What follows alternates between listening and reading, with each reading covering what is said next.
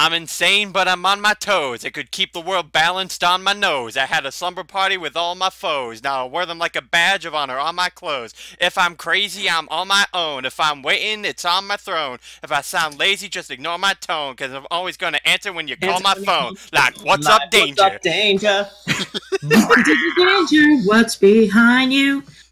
Wrong song! I may have been listening to that song non-stop for about, like... I'm right here! At your door! I won't leave! I want more! What's up, danger? You only I want Jesus. to see that movie. God, it's such a good song. Anyway, hey people, I am doing streams where I am working on my Chinese mango comic. That sentence made me sick. And I know you were doing it ironically. Indeed. Anyway, I'm linking the stream into this chat. Huzzah! Huzzah! And Just keep an eye on the chat. Yep. I'm gonna tweet it out too. Oh look, I narrated this one. Oh baby, oh baby, oh baby. Who let Rocco oh, in baby, here? Oh baby, oh baby. What? Yeah, who let Rocco in here? I would never say that. It is Fire DDD, our hero. I would never say that.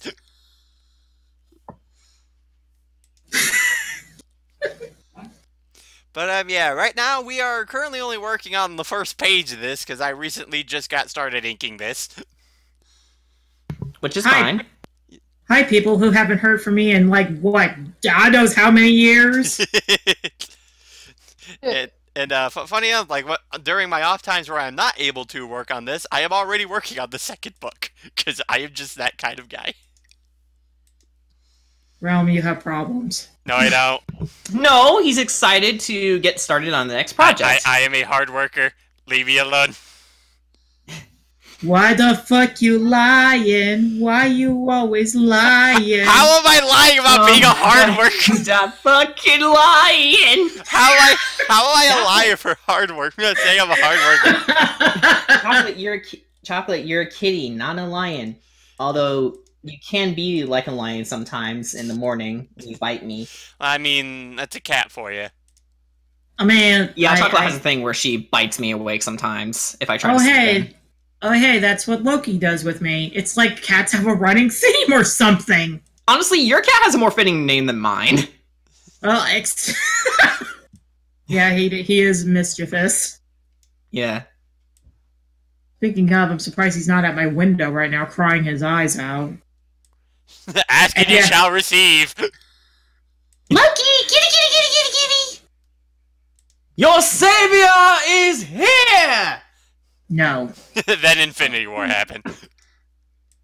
I don't feel so good. Which, by the way, I am convinced Loki is not dead. I'm pretty sure he isn't either. We have done this song and dance how many times? Clearly, and, Loki. There's a trailer to the next Spider-Man movie, so obviously Peter's gonna live. Yeah. Spoilers, guys. Like, yas. Oh, I need to catch up on Avenger. I actually like that show. Those movies, they were good. Oh, I thought you were talking about EMH for a second because you said shows. Yeah. I never saw EMH. It's really Words are hard for me.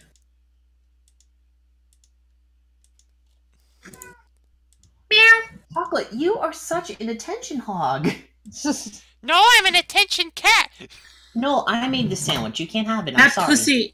That pussy needs attention, if you know what I mean. I mean, what? Okay, I'll pet her. Is she a fluffy kitty? Yeah, but she wants a sandwich. So she wants a sandwich. It's probably because I put a lot of ham in it. Yeah, that's where I've been. I haven't eaten dinner yet, so I made myself a sandwich and cooked up bacon, put in shredded ham. Oh, speaking of the devil. Hi, Loki! Now our savior is here. Alright, Loki, Chocolate, converse. Loki. Hey, buddy. Chocolate. Only on Realm Wars the Second streams will you see two cats co-commentating. Chocolate, what you doing? Looky. Consider Come yourself. on, talk. Come on, the floor Talk. cat's not that good. Talk. Talk to me. Oh, of course, now that we're trying to get them to talk, they won't. They won't talk. It's like, fuck you, humans. They know. Cats are intelligent. It's like, Oh, yeah. fuck you, humans. It's why they think they can keep manipulating us, even though sometimes Like, we get Loki's, fooled, but... like, okay, the way my house works is that I'm on the second floor, and Loki has found a way where he could get up to my window. Like, he's not dumb, and he's actually pretty smart when he wants to be. Except when he's hollering. Hey, fluffy butt. And Jordan, if you look down in the chat a little bit, I do have pictures of him. Okay. It's like above the trainer pictures. Hi, Loki. He's a fluffy boy. Wait, Jordan, isn't Very fluffy. Huh? isn't Chocolate a girl? Yeah, Chocolate's a girl. Don't let these two team up. Loki's fixed. He's Oh. fixed. So was Chocolate, actually. And, she also got declawed without her permission. So that's why she bites. I mean, thankfully we have an entire team of cats to take care of mice, so there's that. Oh yeah, Loki's a good mouser too. Yeah. My And another thing about Chocolate is that she has lived past the usual life expectancy of a Maine Coon. She's about a year older than I am, so think of that what you will. Wow. She. So I'm 24 for reference. I will live forever. Come here, Loki. My love for you is eternal. Even though I will continue biting you in the morning. Yeah, Loki's about 4 years old, but he still acts like a kitten. it's like, my love for you is eternal, just as my lifespan. Either that or she's still on her 9 lives. Oh, Angel Goat has a question. I really enjoyed the Dream Bullet series. I was wondering if you ever plan to bring it back. Nah, I kind of canned that a long time ago, sadly. Yeah, looking back on it, it was kind of. What were we doing again? It wasn't good. We all start somewhere. Yeah. Yeah. I just wanted the little furball to get attention, and it still never happened. Maybe we can always go back and revamp it, and we could put my OC in there as the main character because he's got all this stuff, and he's got. Oh, I'm sorry. Hey, you know what would sound like a better idea? A restraining order. Guess whose name is on it? Oh my god. Shots fired.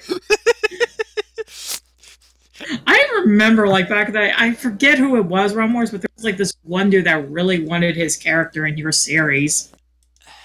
I don't recall who that was. Probably because you blocked it out. I mean, Yeah. the only thing that I recall was the whole shenanigans with Sonic Fan 5200. Why isn't Sonic in this? Oh, yeah. I think that was him, except I think at one point he did try to bother you putting his OC in there. No, he only wanted Sonic. Why isn't Sonic in there? Cause fuck you, I don't want Sonic in this. And it's like, Sonic doesn't have to be in fucking everything. Right. Now, Also, now, Klonoa's Realm Wars, it would have been... Namco. Also, Realm Wars, it would have been more fair if you put in Knuckles instead. Yeah. Well, the other thing too, Jordan, is that the reason I also feel like this kind of accumulated to like why Dream Bullet ended up not doing as well as I'm remembering it doing was because it was just an amalgamation of like multiple different characters in like one series. Yeah, like who you I had? see. Let's see, you had that weird wolf guy in there. Yeah, I had Knight. I had Mega Man X in it. Yeah, it was Oh. like, I remember you had that, you had Solid Snake, you had Deadpool, you had Sora from Kingdom Hearts, like, you had, like, the most, like, random characters, and even then, only, like, a small amount of them actually even got, like, screen time. Yeah, exactly. So it was like Seinfeld, but with media heroes. Yes. So that's sort of like why I ended up like not even just that, Oh, it but was also, a show about nothing. but it was also just that later on I'm just like the story's dumb and bad and I don't like it. And now I'm off making my own series with my Yeah. own characters with no Sonic. You know what you should do, Realm Wars, like as a freaking April Fool's Day prank? Yeah. Like, be like, Kelowna, Dream Pool, episode whatever. It's just like you with the Humpy Bunky. Now that you said that, people are gonna look back at this live stream and know that it's happening, so it's not much of a prank anymore. Christopher Roberts says, "Have we time traveled to the OC days? The start was lighting the Nighthog." Let's see here. Nope, that comment doesn't exist. Gone. Yeah. We are out of here. You create me, and you deny I even exist. You never existed. I don't know what you're talking about. Word of God. The word of his god. Yeah.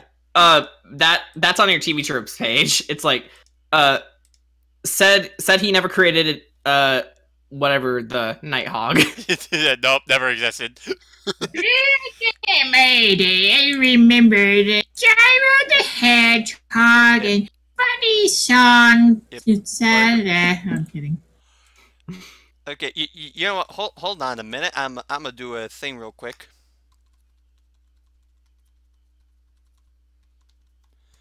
What you gonna do? What you gonna do when they come for you? You'll see in a bit. I mean, no one's coming for me. I hope. Eve is. Eve is that green hair chick that you saw. Why does she keep coming after me? She wants your Pokemon cards, damn it! Too bad. She can't have them. Get her own packs. I'm pretty sure anyone who is a fan of video games and happened to be artists had OC days. Yeah.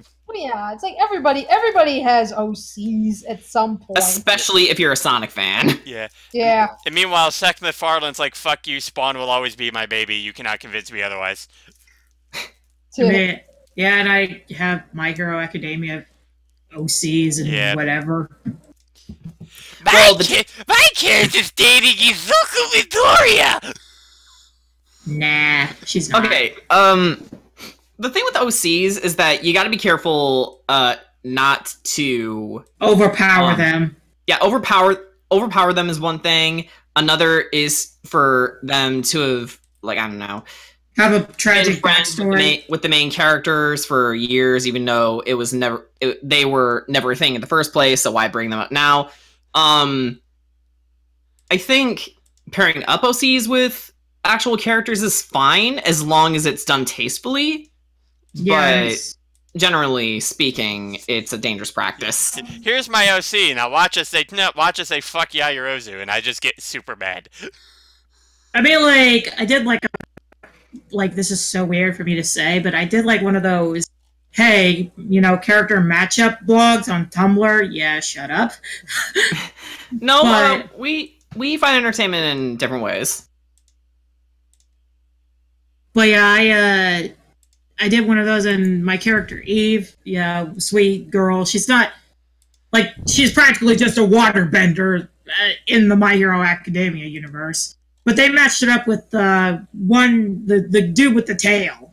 Oh, Ojiro. Yeah, Ojiro's a good boy. he is.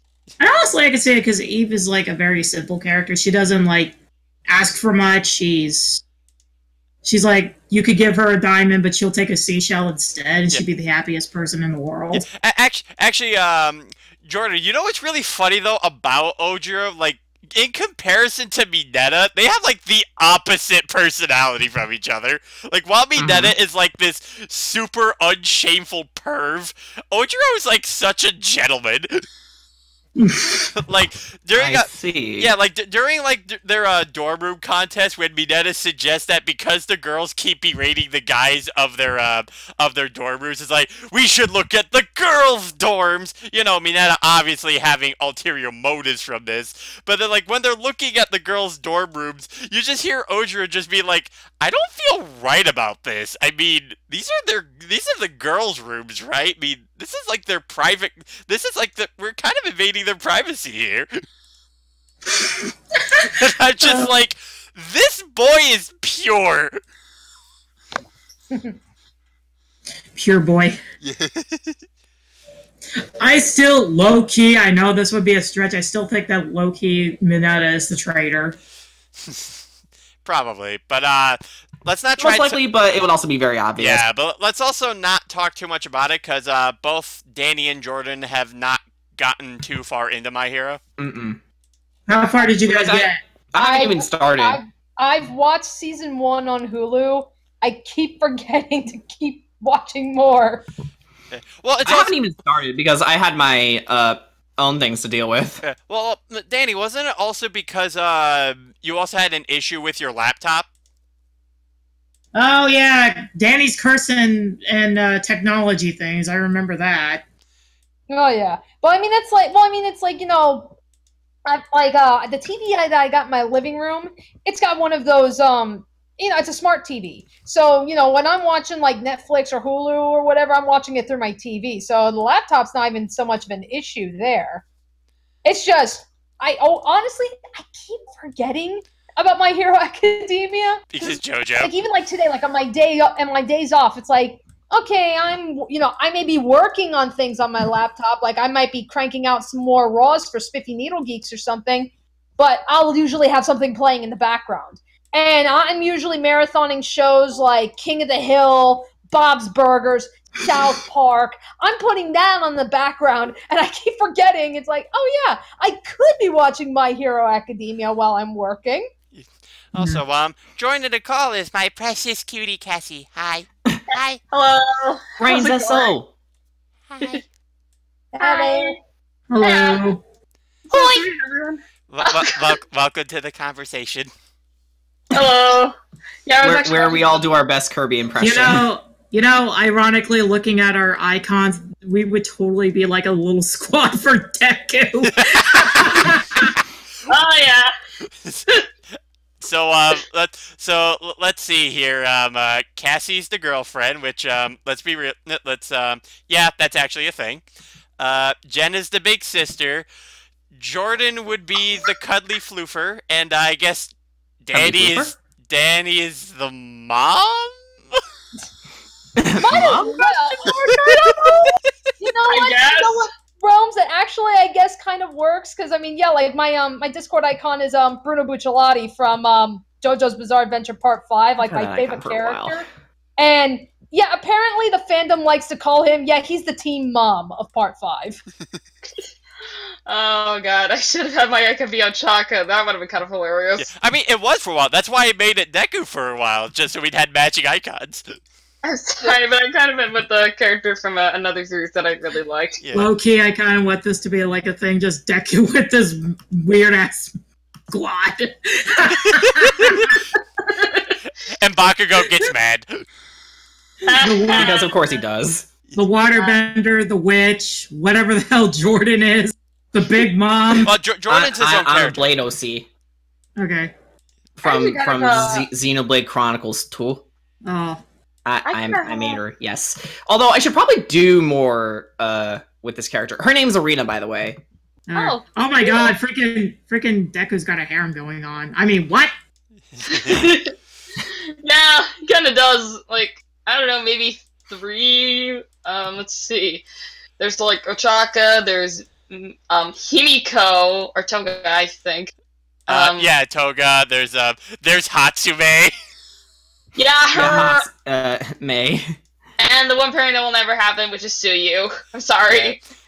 Yeah, no, honestly, let's be real here. She's gonna be with Tokuyami. Yeah, I can kind of see it too. Mm-hmm. Oh yeah, you were talking about My Hero Academia OCs? I think I have one, but it's like I haven't drawn this character in a while. Actually, me and Heaton were actually on like this one spiel like sometime where she was actually drawing like her own children for certain My Hero pairings, and she came up with one for Midoriya and Todoroki. Ah, I see. Okay, when I was when I was coming up with the idea for my Hero Academia OC, I kind of went, wait a minute, there hasn't been a character that has like laser vision. I decided to go with like laser vision because that's a cool quirk to have, you know. Shooting lasers out of your eyes. Fuck you, Cyclops. Yeah. I'm sure your character would be a lot cooler than Cyclops. I mean, that's Cyclops is actually kind of a dick. Yeah. She's actually about her. She's actually like this really chill person, kind of like. I got you in my sight. Soldier 76 is my hero. Oh god. Actually, he would probably be a pretty badass teacher. Speaking of Soldier 76, have you guys heard that he was recently confirmed to be part of the LGBT community? Yeah. Yep. Yeah, I heard, and Yep. I'm just like, yeah. Whatever. That's honestly how I am. I'm just like, whatever. I mean, I was keeping up with Overwatch for a while, but I have not played it in so long that it's like, I don't really care. Yeah, it's like, honestly, I find it really cool. Representation is important, but, like, again, this sort of came out of nowhere. Yeah, It's like, I kind of like it because it's like, I mean, like, I'm not saying Although, this at the same time, another argument could be, oh, they only made, I think, gay they made him because, came out as gay, and which is cool. It's awesome. It's just, people are probably gonna think, oh, they only did that just for attention, but I did I that don't for know. representation or brownie points on Tumblr, if anything. Maybe. Yeah. Jokes on you guys. I had a lesbian character way before LGBT became a popular trend. I just kind of have like two gay characters. It was always Yeah, it was always there. It's just now it's just gaining more prominence because people are caring more. That being said, I had a lesbian character way before it became more prominent. I'm not a trendsetter. I have a trans character. I have a character that's bi, but Yeah. that's it. Well, I mean, like, my thing, too, is that I also, while I'm okay with representation, at the same time, don't force it. Do it. Just be I like. mean, not without reason, and when you don't make them into token archetypes. Yeah. Yeah. It's like no different than making a token black character or a token Asian character. Right. Like, you gotta make them character first. Yeah, because now it comes off as pandering. Yeah. And that's the last thing you want to do. Yeah, it's like my character, Ritz, she's bi, but she's like, yeah, I'm bi, whatever. It's like, she's not screaming like, I'm bisexual, date me, or something like that. But what if the Ferraris are bisexual? I have like two gay characters. Like one's just kind of really just upbeat. Really is like I just don't like getting fetishized. Okay, thanks. And then there's another one that just doesn't even bring it up, and it's like, why should I tell you? I don't need to tell you anything. I will say though, I love the whole thing about Bakugo and Kirishima being gay boyfriends. Yes. Like explodey boy with hard boy. I mean, come on. That's the. I mean, four question words. And honestly, I wouldn't mind them together because honestly, it's either Bakugo ends up at No One or it's Kirishima. I love Kirishima. He's just like that big brother that I would love to have. There you go, batting your false lashes at me again. These are fake, dude. What? Well, aren't you a gorgeous fucking bastard? I love it when it's like the gay pairing has two bros chilling in the hot tub 5 feet apart because they're not gay. 2 worlds, 1 family. No. I just like it when like there's like two characters like that are in a homosexual relationship and they're both like when it's a male relationship and they're both equally like masculine. It's like They can honestly just swap when one swaps the other or something. I don't know. It's one of those things. Oh my god. I'm sorry, it's like, I'm kind of like, yeah, if you don't know, I kind of really, ship Bakushima quite a lot. I mean, a lot of people do, honestly. And Season 3 kind of helps with it.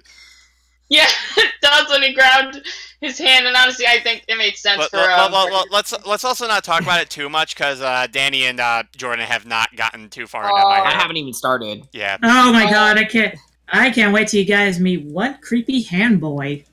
Oh, yeah. Well, I mean, Jordan knows about some of the things in, like, the later seasons, because I try to be vague about certain things when I talk about it to him, so I'm not spoiling too much. I don't understand the context is the main thing. Yeah.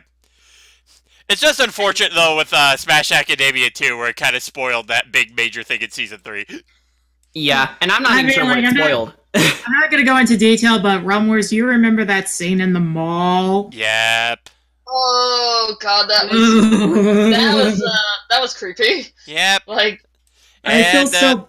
And that's all we're going to be leaving it off on, because, splatched. Good night, everybody! Like, alrighty then. and let's also not forget, a spoiler, Sama, you know, over OP villain guy. Oh yeah, that guy. He's so OP, I can't describe it. Yeah. Yeah, he's that OP. He's actually I would say something like, I like to compare certain characters to Monster Generation Ultimate monsters, but I want to say that dude is Narcakos, if you know what I mean. Yeah, but by the way, so how about Spodermans? I have not. Spoderman. Oh, Spider Realm does whatever a Spider Realm does. I mean, hey, let's be real here. I did make a Spider OC for Into the Spider-Verse. You know what's funny? Yes. In My Hero Academia, I do have a spider, like a spider girl kind of character. She just has the fangs and the webbing like a spider. I mean, But let's be real here, though. It'll be a matter of time until, like, maybe in the actual series that does become a thing, because Koei Horikoshi is a huge Spider-Man nerd. Oh God, I hope so, because it would be awesome if we get like a spider like character or something. yeah, I have a small, like I said, I have a small Spider Girl character, and guess what Spider Venom she has? Just take a guess. Black Widow? No, I'll give you. They live down under. Oh, Redback. Redback spiders? Nope. Oh. Sydney, Australian spiders. Oh. Ooh, that sounds not fun. Jesus, guys, what's with the teasers of MHA? Well, to prevent spoilers, for one thing. Yep.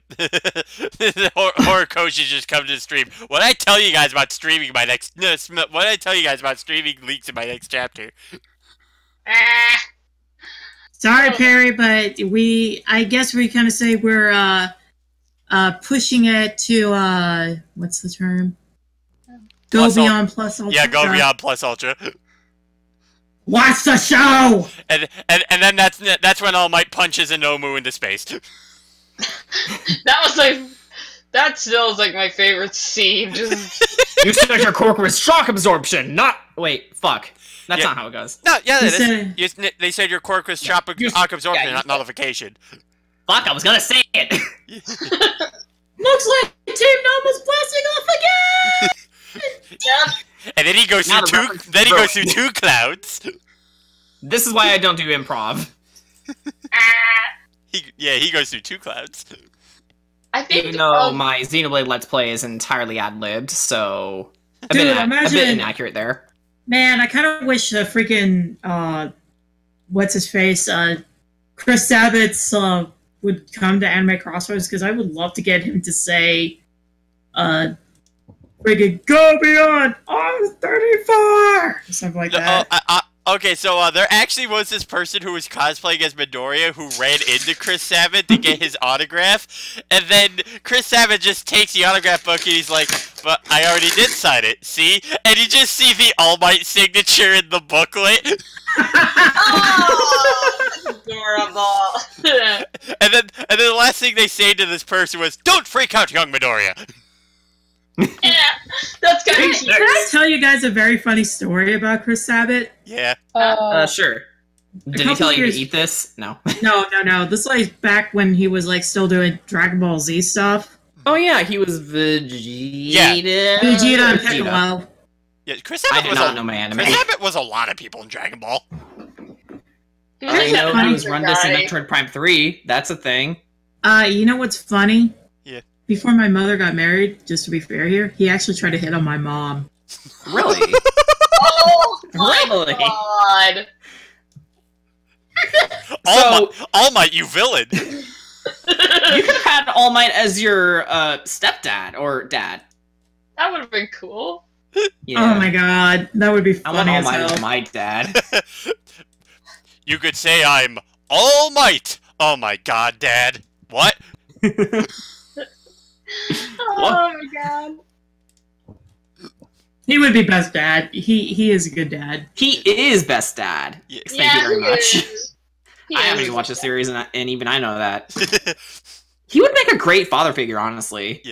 Yeah, but probably I would not see him getting married because of, the hero stuff. Yeah. I mean, you never know.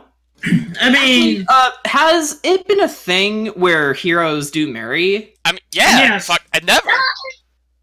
Yeah, it is. Endeavor and... yeah, but, well, they're being fair. Endeavor kind of forced married her. Well, yeah. Well, I mean, you know? even still, it counts. Yeah, I don't really like Endeavor. After for hearing that. so much about Endeavor, I'm expecting him to do a heel face turn in terms of morality and become a full-fledged villain. No, that You know- I can say this. That does not happen. Damn it. No, You it's know what's funny? And in this alternate roleplay that I'm doing with a friend of mine, freaking my character Eliza, her mother is named Damayante. Mhm. Her quirk is pyrokinesis, kind of similar to Endeavor. So her and Endeavor tried to hook up, but because he had such a hate boner for All Might, she's like, maybe if you didn't get such a boner for All Might, maybe you could actually gun some of this. And all the other pro heroes were like, oh! Oh no. Okay, I'm not gonna like give any context to this because again, this is spoiler stuff. But something does happen to Endeavor, which is honestly pure justice. Okay. I've heard about it. Like a lot of fans were getting really on Horikoshi's case about it. Like it was something related to that. A bit. I'm not sure, but it's like all I know is that it's just beautiful irony. Oh, because apparently I've heard that Horikoshi dealt with some fans when it came to Endeavors. Or I don't know, just he gets a lot of shit from what I've seen. It's mostly from people who don't know what story writing actually is. Yeah, like some. what did they get? Like, what are they getting on his case about?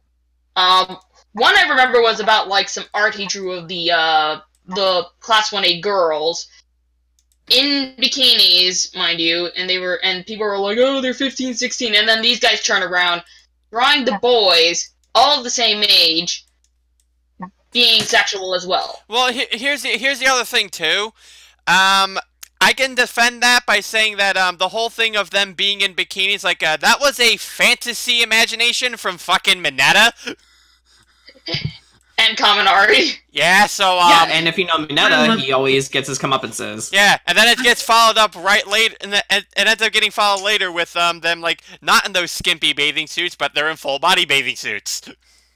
And then it kind of switches around to another type of fan service I really like, man service. Yeah. I mean, come on, Tenya is pretty. Fan service is fan service. I don't. I like Tenya. I personally don't distinguish it between genders. It's fan service. Yeah, here's the thing: is like it's like I know everyone's going on the whole we're all on the whole pedophilia thing right now, and it's like Yuck. I understand people have good intentions, but there are just some times where it's like you really gotta just fucking lay off. That's like oh my god, you drew a bunch of people in bikinis and stuff. It's like you do realize the target audience for My Hero Academia are the people of that same age range. Yeah, not to mention. I mean, it's like, yeah, it's kind of, yeah, I mean, it's like, yeah, if you saw a 40-year-old dude, like, whacking off to one of these, like, 15-year-old girls. Yeah, that's fucking creepy. But that doesn't mean, but you know, that's not the artist's fucking fault. Yeah. Yeah, Right. not to mention, I like- I believe Japan also has a different age of consent than we do. It's 13. Yeah, it's 13 years old, which Americans find creepy, but Japanese find okay because that's just their culture. We don't Right, have to and agree with it, also- but yeah. And in all honesty, bikinis, it's like, really? You're Have gonna you get ever rid of heard? that? Have you ever heard of freaking models? I'm just Well, I saying. Or I the mean, beach. I mean, it's like, you know, dude, it's like, you know, it's just one of those things where it's just like, you know, you get to that point where it's just like, you know, now if the artist was explicitly drawing, like, you know, sexually suggestive scenes, not that, you know, oh my God, they're showing skin, but actually, like, showing, like, Tits and really, like, butt and stuff like that. yeah. Yeah, it's that like, would be okay, now questionable. You have some ground to stand on, but, oh my God, you can see a girl's cleavage. What a fucking shock. Yeah, You see unless it- if they're like really, really, really, really young girls, that's a problem. Yeah, if it's like 10 or I mean, 11 when or they're- something, then I'm like, yeah. okay, yeah, that's a little too much. Say, that is a no Yeah. train out of here. And also, in fine art, nudity is considered a good learning tool. So Yeah, I mean, life art.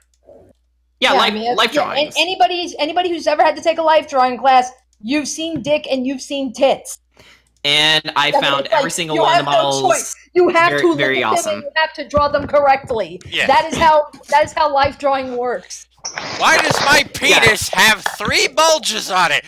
Thank God when I went to college, every one of the students who participated in life drawings were extremely respectful. Not to mention, the models are very awesome for even doing this in the first place.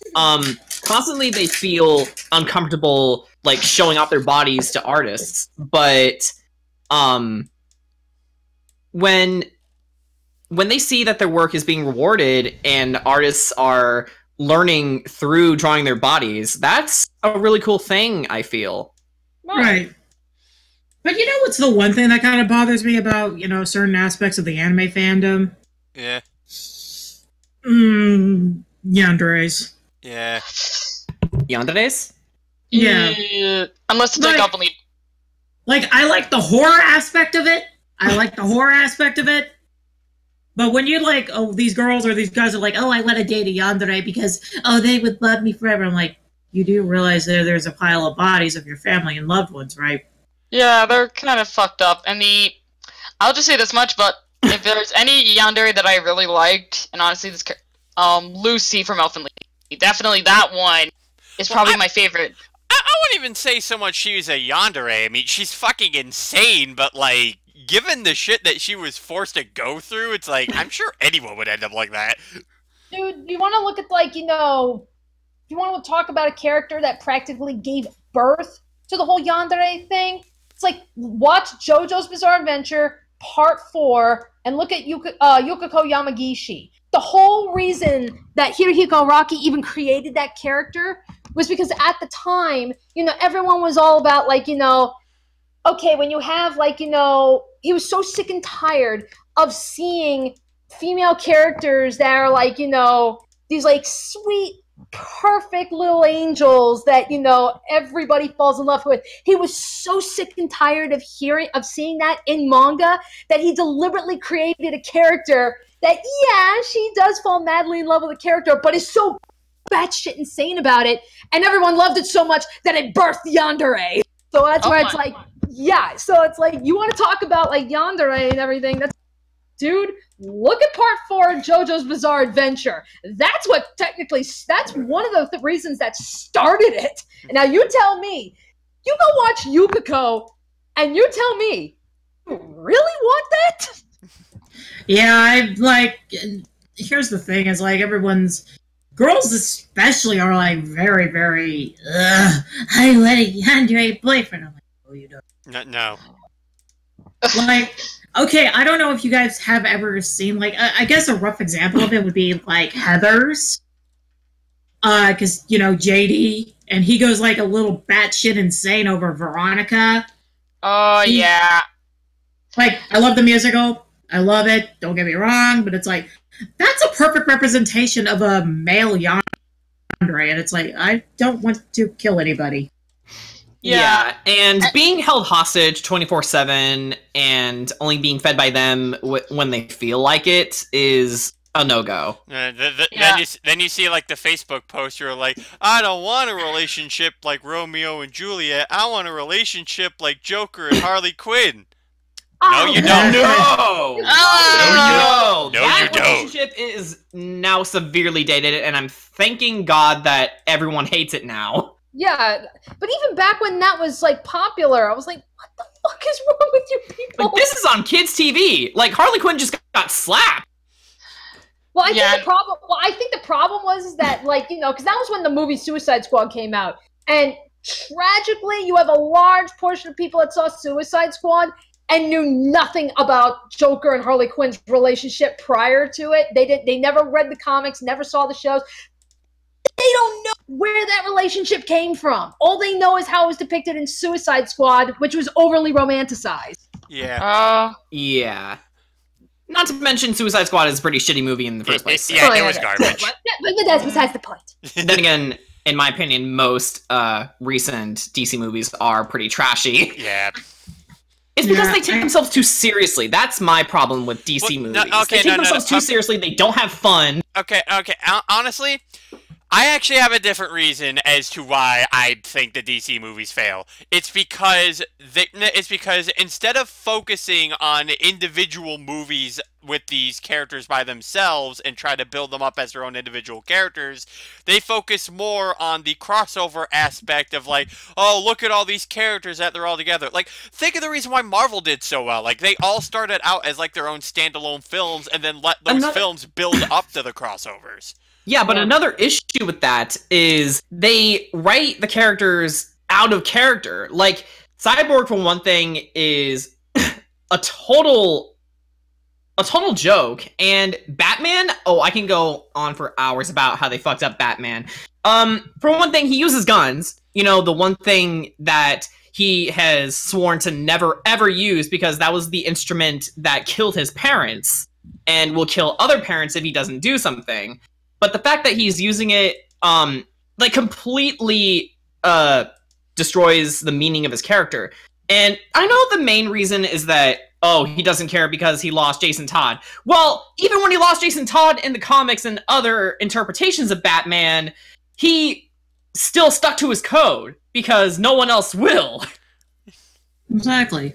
Is it low-key, is it wrong for me to say I kind of want to go see the Aquaman movie? I'm hearing a lot of really good things about the Aquaman movie. Like, my parents saw it, my coworkers are seeing it, they're like, no, you don't understand. This is like Wonder Woman levels of good for a DC movie. They're actually saying it's good. And, you know, seriously, who gives a fuck about Aquaman? Well, people are giving a fuck about Aquaman now. Yeah. You know what's funny? People say that Aquaman is the least powerful character in the DC universe. Excuse me, have you read the comics? Which is funny because it's like, you guys realize that at any point he could summon Cthulhu. Yeah, that's true. Oh, Ricky, somebody, somebody. Like, he could control the Kraken. Right. Well, I mean, it's like, I want to go see the Aquaman movie regardless. If anything, I just want to see, because the actor that they got to play Aquaman, he was in Game of Thrones. And I loved him in Game of Thrones. He was a great character. So that's where I was like, yeah, man, I'll check you out. Yeah, it's like, and also because, you know, hey, I love water and shit like that. It's like, and I saw the graphics and, like, all of the trailers, and it's beautiful. Yeah, that's, like, another thing I'm hearing. Like, it's a good story, but they're saying, of course, the special effects are going to be, like, amazing. I mean, like, that's always been, like, that's the one thing I think everyone is saying with the Aquaman movies. Like, the effects are great. No one's taking that away from them. But it's like, you know, it sounds anyway that it's a movie where it's like, okay, the effects are good, but that's all it's got going for it. Right, but if it can back it up with the story writing. Yeah, it actually sounds like, no, we actually got a pretty decent story for this one. Which, by the way, actually, if I could talk about Aquaman for a bit, because there's actually this one part in the Justice League animated show that I did like with Aquaman, where he was facing like these two twin characters and whatnot, and he actually. Oh, I'm hearing myself echo. Uh-oh. Oh, it's Danny. Yeah, figures. Well, yeah, because my laptop's busted. I can't use headphones. Oh, That sucks. Okay, everybody, we're gonna do a GoFundMe, and we're gonna get Danny a new computer. We can pretend that we're being possessed by symbiotes, and the echoing effect is just natural. we. Now, I'm not sure if you guys. want. I'm not sure if you guys have, like, I know you probably watched a bit of the DC cartoons. Who remembers the Birds of Prey songs? I don't know. I actually never watched. I think. What, are you talking about that one episode from Brave and the Bold? Yeah, hold on, I'll get it. But, I've seen that before, actually. But yeah, there's this one instance in the Justice League animated series where this one person decides, like, oh, I'm gonna try to beat up Aquaman by, like, throwing all this water at him, and then Aquaman just looks at him like, King of the Seas, remember? It's like trying to electrocute Pikachu. It's not gonna work. Also, low-key, freaking Catwoman and Batman had some serious sexual tension. Yeah. Yeah. In the Telltale game, they fucked.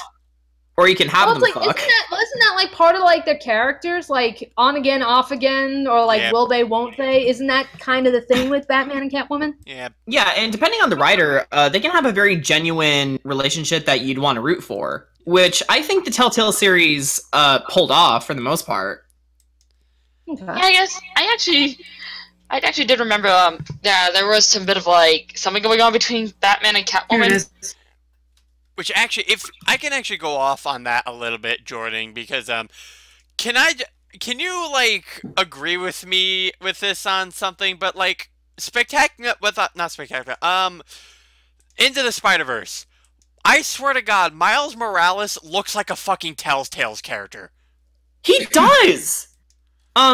Especially with how the lines are drawn on his face and the cross-hatching, and he does look like a Telltale character. Yeah, like and if you look at him close up, you get a sort of splotchy coloring style, especially with the highlights in his eyes. They're like really splotchy. yeah. Well, And- I think a lot of Reason why. I think like all the characters in that movie had that effect just to make Yeah, them look but more Miles like a comic book. especially. Yeah, Miles is especially right back. noticeable. Okay. I'll be right back super quick. Alright. Let me just see that for a moment. Like, so in Spider-Verse, Yeah, Miles Morales. Yeah, Miles. let's see. Wait, what? Oh, oh, I see it. Okay. Wait, is that the one? Is that the guy with the black suit? Yes. With red on? Yeah, he's the second Spider-Man in the Ultimate Ah. after Peter Parker Yeah, dies. doesn't he look like a Telltale character? He kind of does a little bit, so it makes me wonder: is there going to be like a Telltale's game with this one? Oh my god. Unfortunately, Telltale is dead. Yeah. It's toast. Oh yeah, after they finish The Walking Dead. Oh. Actually, they didn't even finish it. Skybound Entertainment is trying to get it back on track, and I think it met its goal. But honestly, with how Telltale has treated its staff and animators for the longest time, I think they deserve better. Yeah. Going immediately back into the fire as soon as you left the building. It just kept... I don't know. I just find it really... A shame though, Bizarre. because that also means that there's never going to be an instance where it's like, so, Telltales, you ever going to get back to doing the rest of the Bone series? Because you only did the first 2 books. Also, it's like, I love Clementine, but as unfortunate as it is, I would have preferred her story to end where Telltale ended because of the poor management. So, Oh yeah, her dying. I hope, like, what I'm hoping is that, like before the official game came out, I actually thought at some point, Clementine and, what's that kid's name? The kid that she was with? AJ? Yeah, AJ or something. I thought they would actually meet a zombie version of Lee if you didn't kill him or something. That would be impressive if they kept the system where if you have an old save file, it carries over. Yeah, and yeah.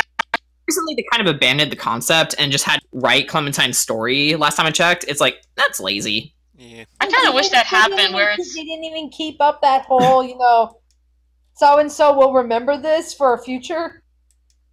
I like that for some especially if reason. it's your first game, you're still gonna be confused. It's like playing Xenoblade 2 before Xenoblade 1. You don't do that because it's gonna spoil things for the ending of Xenoblade 1, and if you do that. Loki. Like, the thing I was thinking, like, when it came to AJ and Clementine, when they see the zombie version of Lee, I thought, like, maybe AJ asked, oh, who is that? And Clementine's given the choice to either say a friend, someone that I was close with, or even my dad. Oh. Like, and that, like, it'd be really tragic, because, like, that's actually really sad. Lee was definitely her second dad. It says Rabbit Luigi said, zombie games are no longer scary. They're sad.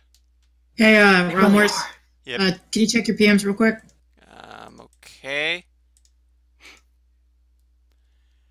Wait, what the? Sure. Alright. I just noticed the title, what the fuck? Team Forfinity still fucked an Eggman's wife? What? Oh, you haven't seen these SA2 real-time dub, have you? Yeah. Alrighty. I'd like to make an announcement. Sorry. Alrighty. Danny, meet my friend Kitty here. She's my BBF. Hey there. Hello. Kitty. Can you hear me? Hi. Hi. Okay, I wasn't sure because it said, like, my microphone's not connecting. Yeah, nope, Yeah. you is here. Yeah, yeah, we were talking about DC and stuff like that, and I was showing them the Birds of Prey song. Oh, the So- dick song. The pianist song. Like, I love it how they apparently Blue Beetle is a virgin, or it's like something like that. Blue Beetle is a virgin, but he has a very big dick. And I mean, Flash apparently. as you should. Isn't Blue Beetle like a kid though, or is that just recent? Yes, I think so. I think it was. I think it was only aired once. This song. You want to look at a little kid's dick, weirdo? I know. I think he's maybe like a teenager or something. I don't think he's actually a kid. If you know what I mean. Yeah. Yeah, Oh, it's so not wrong. so I'm this just is saying. this is a Shazam situation. Oh, yeah. Classic And apparently- can't expand. Yeah, and apparently Flash just finishes too fast. Yeah, and then Arrow's bisexual. Poor Canary. She's like, hey, that's my husband, you know. Aw. And Aquaman apparently has a little dick. Yes, little fish. He has a little fishy pee-pee. Aw. feel kind of Wait a minute. Is this song full of like innuendos? Yes. Yes. Or What? it says plastic. Just listen to it, Jordan, and you'll Okay. pick him up real Okay, quick. I'll listen to it. Okay, I'll do it. Plastic man can expand. I do They love all- these girls' voices. They are really good singers. I know, I want to cover the song so bad. I have to wait for my new microphone to come in. Jen, I'm having voice acting with Charles. Help me. Yeah, I mean, it's like Jordan. If you want, we can watch it together. Oh, I was already listening to it a little bit. Oh, okay. Look at Sorry. that! I copy pasted something from a previous panel. I'm such a cheater. No. No. Come here. My heart Come here, rate's Cozy turning butt. fast. I will always laugh at that bit though with like my art teacher and stuff like that, where like I always talk to him about how like, you know, when I'm working on the traditional art stuff and then I say I'm gonna like ink it later like on the computer, like enhance it a bit, it's like, oh, so cheating. Also, I love it in the Innuendo song that apparently Batman has a secret bondage cave or something. Oh, Okay, oh. I get it. I mean, where do you think all the Robins come from? Oh,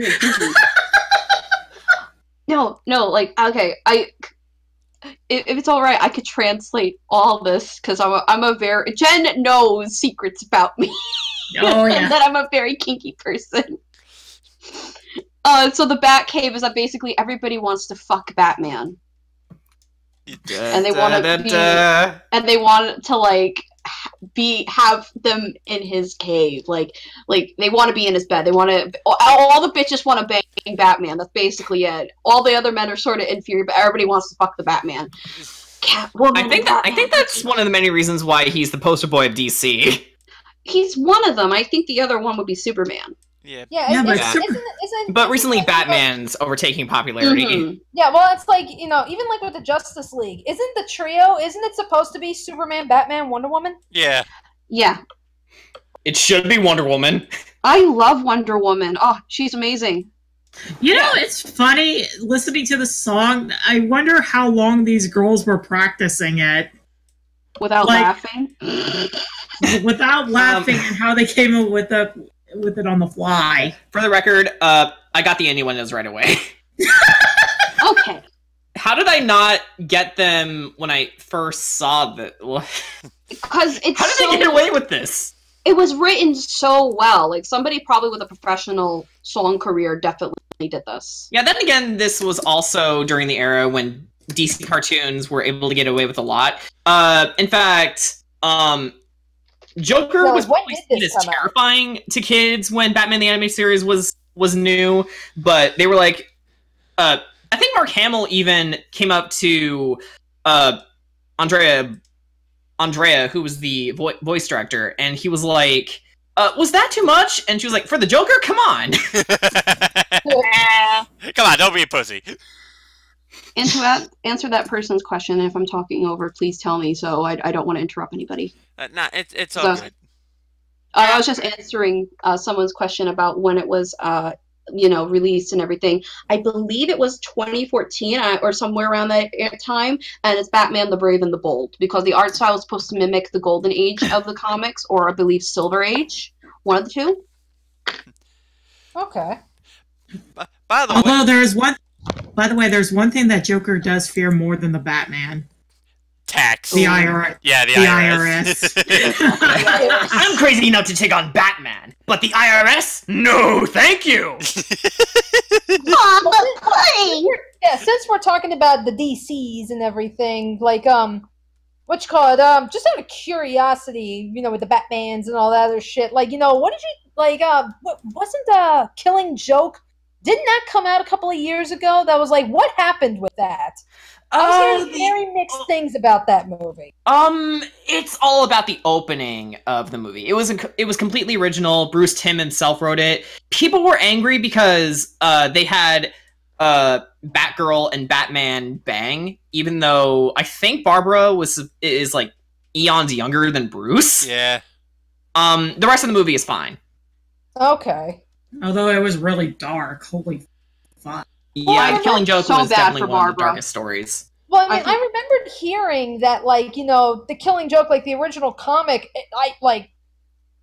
I guess for the time, I don't know if it holds up today, but at the time that it was written, they were like, this is like one of the best comic books ever made. People loved it to death. So I was like, okay, it's finally getting a movie adaptation. It's a 2D adaptation. That's completely unheard of. You know, you got the actors coming back, so I was like, you know, even I was like, yeah, man, I'd check it out. But then the movie came out, and I'm hearing mixed things. So I was like, wait, what happened?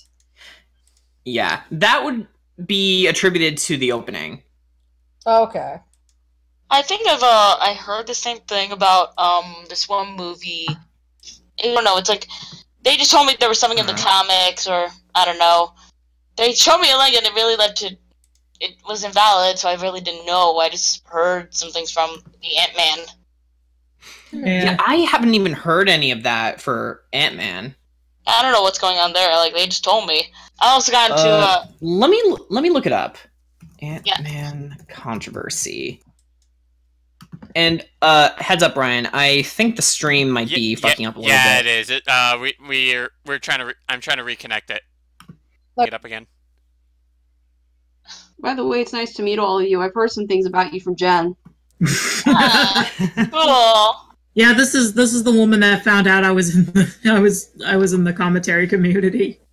Well, it's so funny. If you don't mind me telling the story while he fixes stuff. Mm-hmm. Go ahead. Oh, okay. I didn't want to take over and be rude. So if I am, just let me know. It's all good. So when I first met Jen, I think it was like a year after I met her, I found this video, because I used to listen to commentary videos when I lived with my mom, and I was, I watched them. I like to hear, like, mindless talking, I still do to this day, to, drown myself asleep, call out this weird fucko that was, like, really creepy, and then I heard Jen, and I was like, that's this person. I was like, this woman sounds like Jen. Why does this remind me of Jen? And they were calling out, I think, this guy named Meta. I think that's his name. Yeah. And they made him cry, and I started giggling at the crying part, and I felt bad. And then I said, Jen. I'm like, Jen, are you this person in the video? And first, I think she denied it. And I'm like, but this woman sounds just like you. And then she calls me on Skype. She's like, okay, Kitty, I have a confession to make. I'm like, what?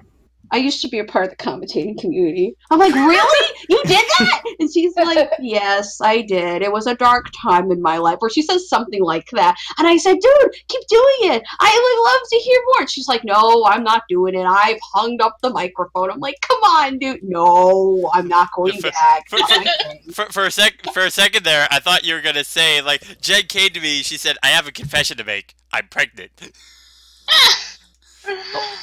And you're the mom. Oh, shit. Oh, shit, what up? Also, by the way, we resumed again. Okay. Yay! Okay, yeah, woo! Well, I found out about pregnancies. Nothing. Although Anyway, that video I found out what was going on with Ant-Man. I think it was talking about how they wrote out Hank Pym, the original Ant-Man before Scott, had a history of domestic abuse with his wife, Janet, the Wasp. Yep. And they wrote it out for good reason. Yeah, I And people understand. were complaining about that? Yeah, I think that was the thing. Oh, yeah, that was the thing they were complaining about, because I remember there was something about domestic abuse. How dare this fictional universe portray real-life problems? Yeah. And if you know Marvel, as much as I love Marvel, they kind of have this weird rolling timeline where it's confirmed history that Captain America once had a human head stuck in his torso. I'm not kidding. What? What? I am not kidding. It is real. The fuck?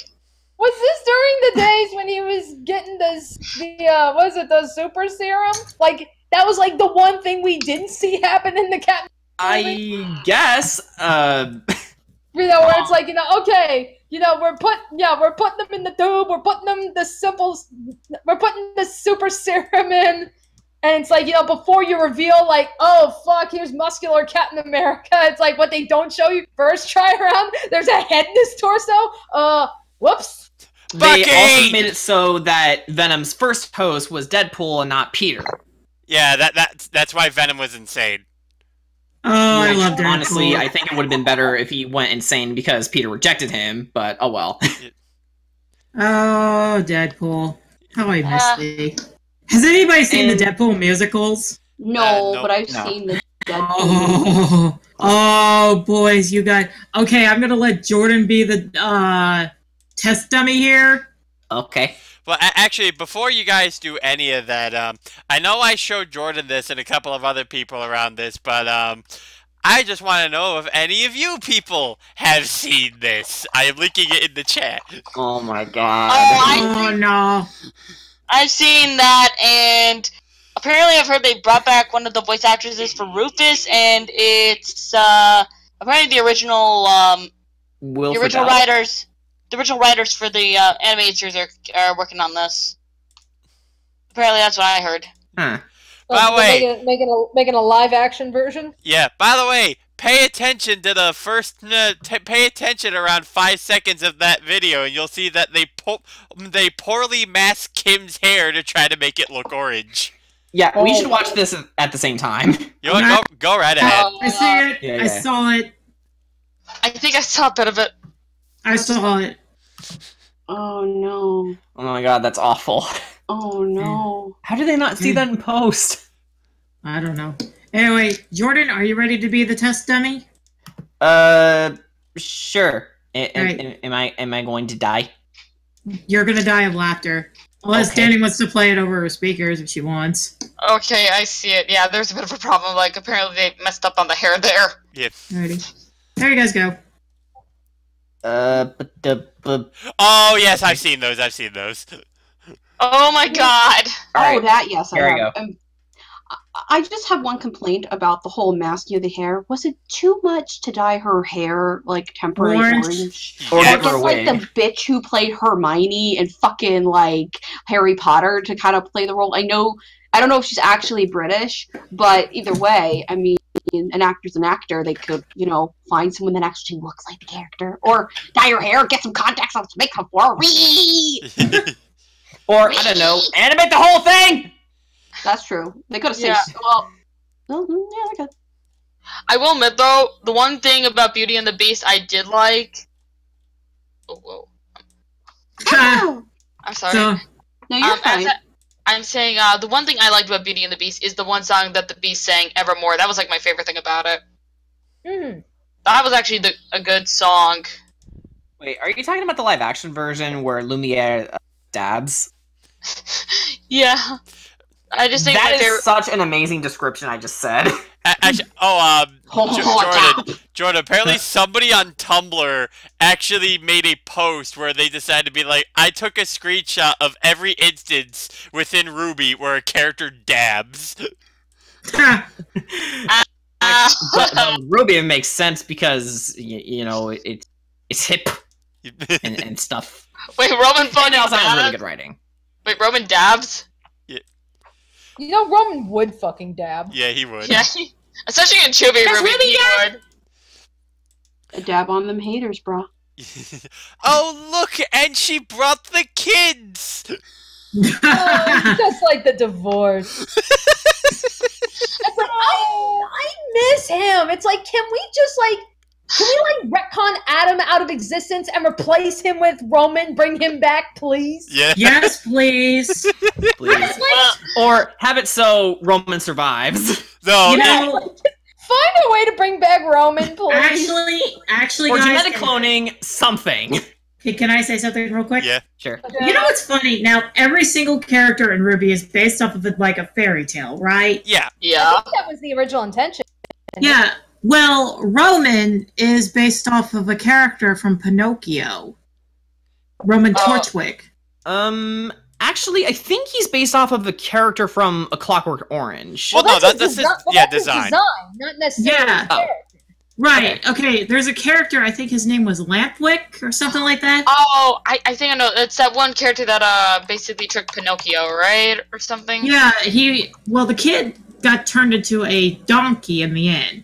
Yeah. So low key, I think they're going to take that aspect from that story and turn Torchwick into a Grimm or like some sort of Grimm half demon thing. Yeah, no, even better. They make him look like they have him reincarnate as like this talking grim donkey, and so everyone could just make jackass jokes about him. Oh, come Sounds like on! a This is real what I come back asshole. as! Oh my god, I'm hoping like there is a Donkey Fauna so that joke could actually be more hilarious. It's like, oh, Roman, you jackass. Yes, I know I am now. What's your point? Oh, They and then never there's also, explained how Faunus were actually created. yeah, they never did. Like, where did they come They from? I mean, also never explained how semblances came to be yet. or the humans in this. In the Although, series. I'm pretty sure they're gonna touch upon it soon. Like, if they said humans are dead, then what are the humans in Ruby then? I'm kind of confused about that. The thing is, they gave human life another chance when they decided to bring Ozpin back. So like the, alright. You know, that whole thing reminded me of, Professor, wait! The results haven't been confirmed! Ridiculous! It's perfectly safe! We are about to witness the birth of a universe! More Xenoblade. Actually, I heard a bit Once of a... only a god can perform such a miracle! Okay, I'm done. Okay, apparently I heard a bit of a theory about, like, like, where did all the humans go that used the magic and everything? And they actually brought up the idea that it might have been actually the dust. Like, the dust that basically was, like, that was left and used by the She Dust Company, so... Weiss, I don't feel so good. Yeah, they used human remains for money. You know what? Jacques fucking would. Yeah, he would. He would. Yeah, I'm thinking, like, Weiss would just be like, oh god. Did we just use human fucking remains? Dad! It's perfectly fine. At least I don't have to pay them anymore. It is not fine! I'm just like, I have to admit though, well, Weiss is probably my favorite, it's like my best girl at this point. I'm hoping to God she gets more action in the next volume, because honestly, she hasn't been doing a whole lot in this volume. Yeah, poor Weiss. I think given the fact that they're going to Atlas, we can expect something major coming from Weiss. I want her to beat up her fucking shithead of a dad. Me too. And with Winter. And Shitley. Please beat up Shitley. Well, I mean, okay. I kind of want to play devil's advocate here about Whitley a little bit. I feel like he's kind of forced to act that way, considering he is the youngest of the family, so he is he's the most vulnerable to his father's abuse. So he kind of just plays the good little puppet to his dad, so he doesn't get the belt. Actually, you know what's funny about him? I think I know what character he's based off, and it actually makes kind of sense. Well, Weiss's story is Snow White, right? Yeah. What is the one character they haven't introduced in that story yet? The Prince, I think, or... The Huntsman. Oh. I thought Hazel was... But, Chad, we have Huntsman in this series. God damn it, Realm, go to your corner. I mean, technically, I am in a corner. That's where my computer is, so I can live stream this. We'll go to your other corner. Go to the opposite corner. Really, how do I live stream in that case? Oh my god! Like, with your mind. He dabs on stream. No, he turns on a camera, dabs, and then turns the camera off again. It's like, there we go, it's over. I mean, I would, but that would include putting a cursed face on the stream. Your face isn't cursed. Now, another thing I've noticed, like, I don't know if you caught it, like, when Cinder kind of died. Yeah. Died in quotations. Died in quotations. Well, here's the thing that's kind of an ironic death with her, is that, okay, freaking, Raven, I think that's her name? Yeah, Raven Broadwin. Yeah, she's also a hunter. Now, here's the grimdark story of Cinderella, like what actually happened to her. Okay. Cinderella realizes that she was kind of in an abusive relationship with the prince, so she tried to run away. Well, the prince sends a hunter after her, you know, and basically her carriage fell off the road and into a ravine. Ooh. Yikes. Yeah, and it was in the dead of winter, too. Oh, no. It has to do something with winter. Winter's coming. What can I say except yikes? Let it go. Sorry, okay, I'm done. Let's do some winter. Kitty. So, what can I say except we're dead soon? Actually, one thing... Cinder singing that to herself. That's it, she's getting me mallet. Actually, one thing I was actually hoping for, if that, like, Adam stayed alive a little longer, was I was hoping for a match between him and Sun. Like, because if you know Journey to the West, there was, like, a Bull King or something, right? Yeah. Yeah. Yeah, I was hoping for a match between those two, but now he's kind of dead, or unless he just comes back. Wait, what? Who's dead? What? Adam is dead. Oh, yeah. Spoilers! I haven't seen it yet! Yeah, Cassie! Honestly, I wouldn't even hold...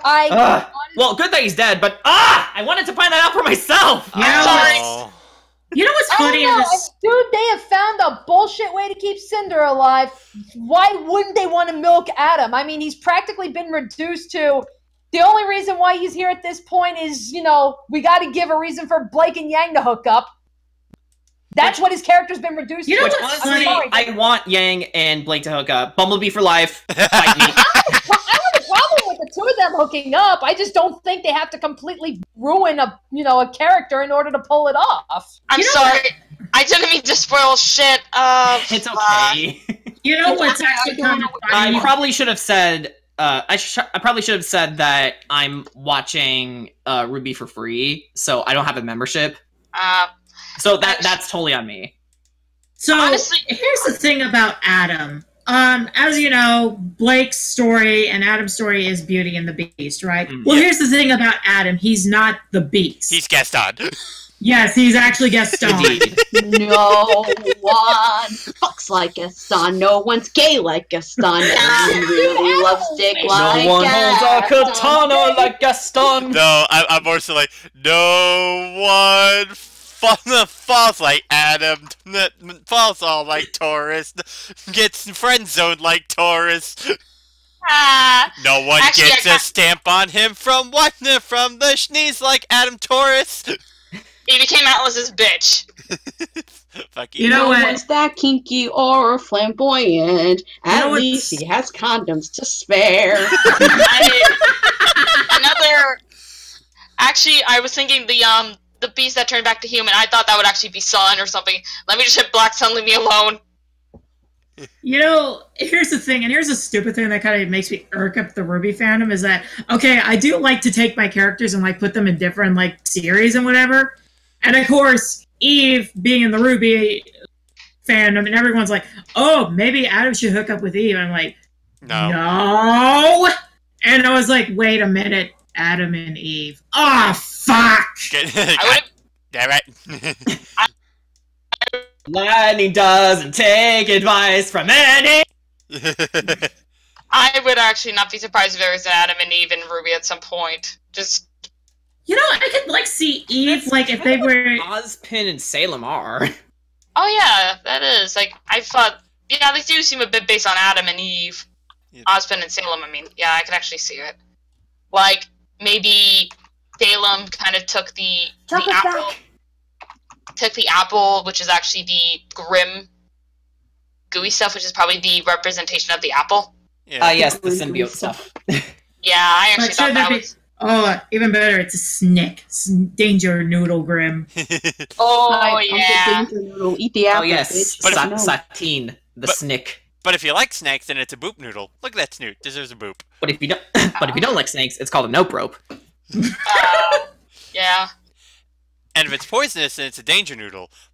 like the Actually, the that makes me rattlesnake. question with... That makes me question with Blake. I know she's a lesbian, but who was supposed to be the... Like, I kind of want to say her father was the beast representation, just not the hooky up thing, you know what I mean? Well, I mean, the thing too is that they may be like their concepts may be based off of pre-existing fairy tale characters, no, but it's not I like they're think- exactly those characters. No, I think Blake's father is supposed to represent Bulgira the Panther in the Jungle Book. Yeah. I don't even think. Actually, that makes sense because the leader of the White Fang was named Shere Khan. Yeah. Yeah. Jungle Book. What a wasted character. She seemed cool. Yeah. She was cool. Like, come Yeah, on, a Tiger She looked Khan is... awesome. Actually, I want her to hug me. You know, it's kind of weird. I know they were just side characters, but I actually liked freaking Fennec in that one. Yeah. Yeah. Speaking of side characters, when is Velvet and Coco gonna come back? Yes. Probably when you end up in the last continent that we've yet to go to. No. Yeah. Oh, I want my second favorite lesbian couple back, please. Well, from what I had, Yes. from what I had heard, I think I don't know if it's come out yet or if it's in the works, but I heard I heard that there's supposed to be a Team Coffee light novel, and it's all about them in the last the last continent that we haven't got to. I'm completely forgetting its name. Vacuro. Vacuole. Vacuole. Vacuole. Yeah, that's where, Oh. from what I've heard, that's where they are, and there's supposed to be a light novel tie-in that's supposed to explain what has happened to them since the fall of Beacon and how they ended up in Vacuole.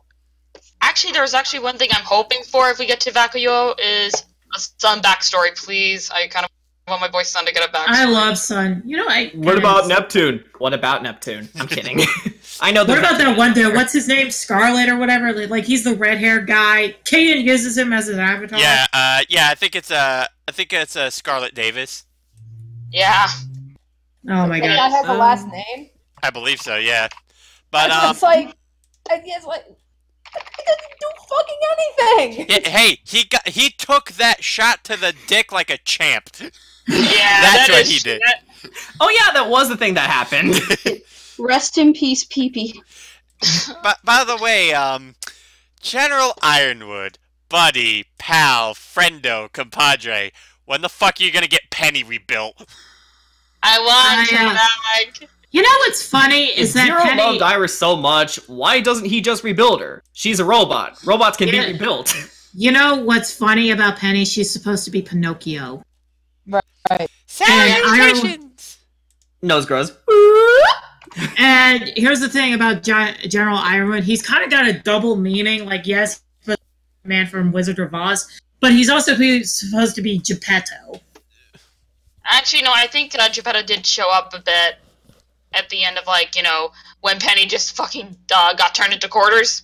Yeah, like, wasn't he Turned into isn't that the quarters? scientist guy? Yeah, that was him.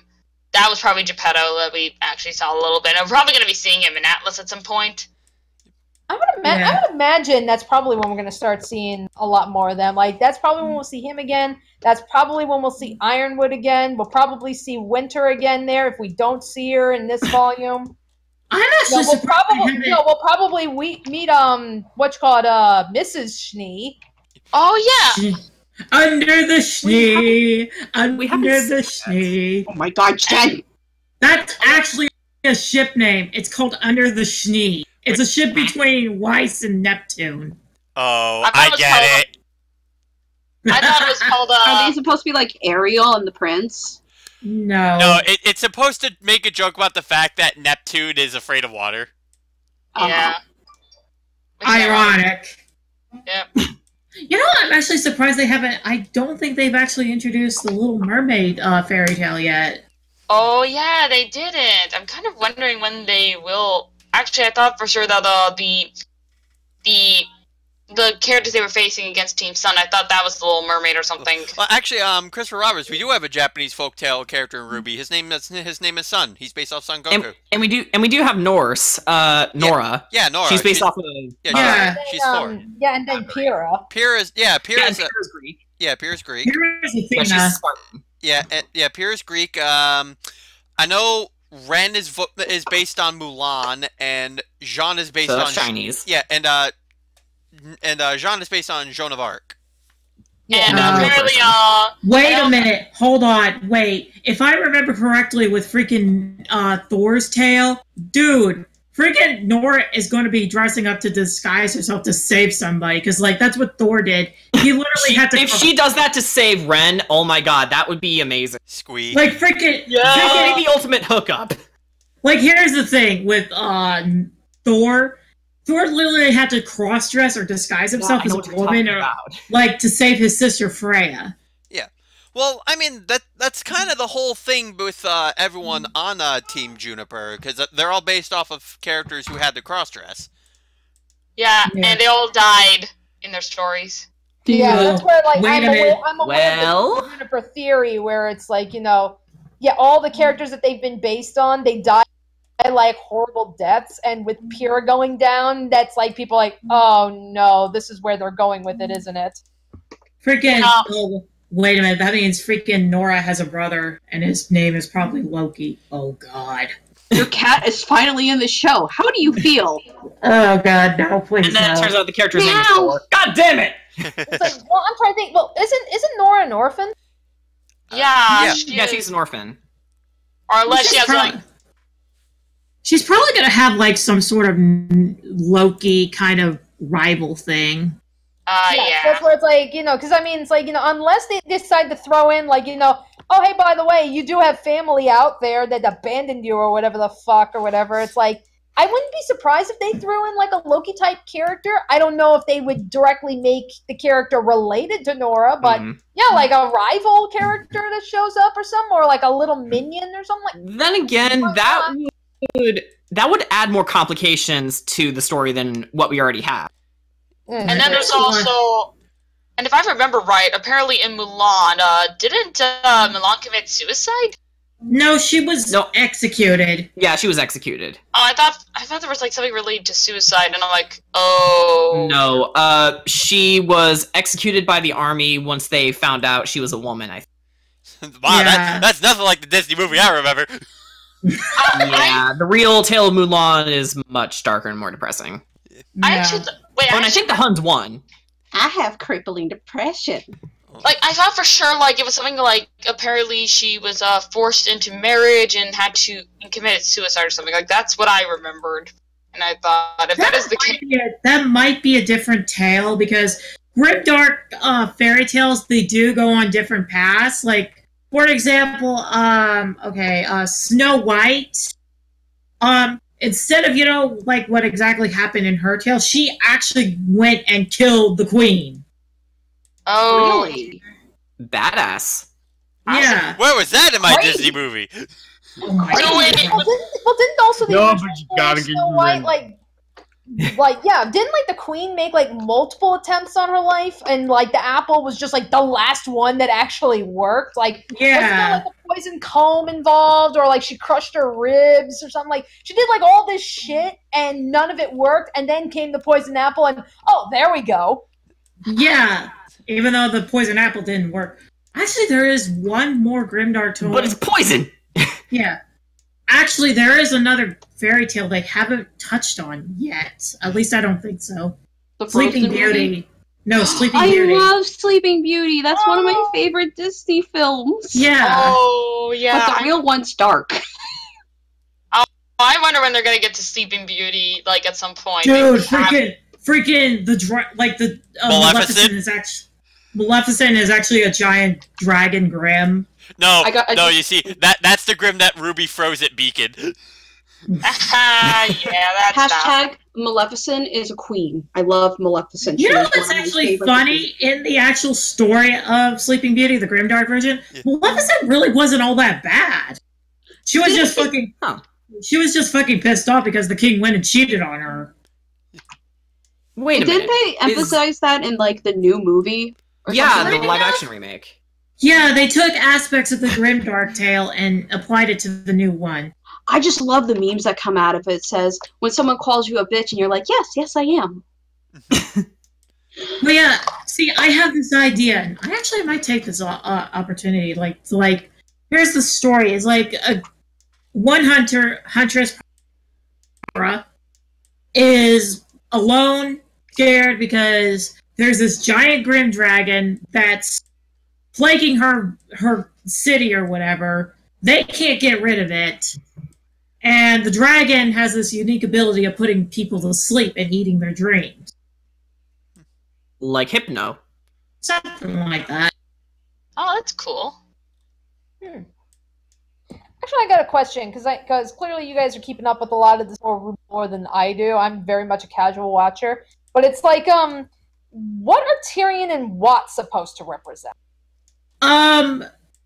What I think, this is just my interpretation for that, is what is possibly the, in the story of Tarzan, he could be the hunter. Oh, Clayton? Clayton. When you look at him, he kind of does have that expert-looking hunter, African hunter guy. I actually thought that all of them were kind of based on, like, certain villains from Team Ruby's stories. Also put their names together, like the different characters on Salem's team. Watt, Tyrion, what's that one? The big guy's name? Hazel, and Cinder. Team Salem Witch. Ooh. Are they basing it off of the Salem witch trials? Something like that. Also, I believe Tyrion could be based off of, from what I saw and the way he interacted with Ruby, I don't want to say he's like a wolf, but I think he might be based off of Ruby's Big Bad Wolf kind of deal. Yeah, that's what I'm thinking, if we're going with the idea that they're all based on, like, sort of, like, villains in the story, so, yeah. I actually thought Hazel would be, like, the huntsman in Weiss's story or something. What I am does not matter to you, or you, Right. or... Yeah, well, you do interest me. Well, the downside to that whole thing was that, it's pretty much been confirmed. I mean, Hazel is, Hansel and Gretel. That has been confirmed in Volume 5. So that's why I'm just like, well, okay, so what about, Watson Tyrion? I just find that so weird that, the psychotic scorpion dude is named Tyrion. And it's like, the first person I'm thinking, again, Tyrion from Game of Thrones. One of the most badass fucking characters, and is like nothing at all like this Ruby character. So it's like, I don't know if that's supposed to, did you just like the name and thought it was cool and you took it for yourself? Let me look up Tyrion. Now, another story I don't think they have done, but they should totally go for it, is an Alice in Wonderland kind of deal. Oh, yeah, I'm hoping. Well, actually, wait a minute. What about those two guys at the Argon airport where they tried to get a jet plane to go to Atlas? Like those two guys that, like, I swear to God, they're like Tweedledee Tweedledum. I don't remember. I mean, it's possible because, like, here's the thing. Like, I kind of did take the Alice in Wonderland story and, like, put it in Ruby, except my character, I know this sounds stupid, my character, Eve, is Alice.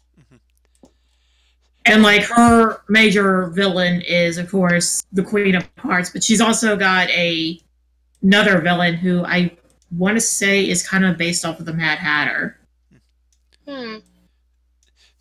I wonder Mad who Jabberwocky would be. No, we never talk about those. I'm looking at the wiki now, and I don't see any origins. Although I do have something for his last name. Kalos can mean lacking in color or firmness, typically referring to when insects or other arthropods, such as spiders, shed their exoskeleton, and something that is unfledged and immature. Which could totally reference his, immaturity. Oh my God. Unhingedness. He's a man-child. He's a man-child. I can't believe I just noticed this now. Tyrion is based off of Spider-Man. Oh my God. Oh dear. No, he's secretly Nope. I don't want that. Nope. He has all the power but no responsibility. Not Spider-Man. God. Spider-Man. I don't think they've actually done Aladdin yet, and that's a good one too. Ooh, I would like that. Okay. Technically, Yeah, Jin is a wasn't that the genie. Jin? Yeah, that's what I was gonna say. Wasn't Jin like the genie reference? Yeah, I just said that. I actually thought that Emerald was supposed to be Aladdin or something. You know what? You're kind of right. Yeah, because she was called a street rat at one point, I think. Street rat. Yeah. I don't buy that. Sorry. I kind of want Emerald to sing that now. Yeah, because her one-sided love for Cinder is dead. Actually, hold on. Speaking of the Spodermans, I got something I want to show to the chat here. Ooh, what is it? Spoderman. Okay, so there was this channel that was like, I believe like it was called 1 2 3 4 5 6 7 8 9 Weeds, that made like a channel like the great quotes of, where they took random like DC Marvel characters and just compiled like clips of like some of their best sayings. And then I think they made a new channel called Heroes and Villains, and they did make one for Spider-Man. Oh, I think I know what you're talking about. Yeah, I showed you, Jordan, but I want to show these guys this, because they do pull a lot from the best Spider-Man show, being Spectacular, and it's just, these quotes are just great. Oh God, I can only imagine how fucked up if Ruby actually takes aspects of the freaking Hunchback of Notre Dame. Oh. Oh God, I kind of wonder if we're gonna meet like Quasimodo. Yeah. Frollo. I want to. Esmeralda is bae. I love her. You know that actually, I can actually see it in my head. Like they could, like Ruby and the team meet this kind of like half Grim, half human hybrid thing, which could happen, as we saw. But it's like he's actually a nice person because, you know, whatever, and it's like the elder is like based off of Frodo, and of course he's forcing this poor kid to do his work.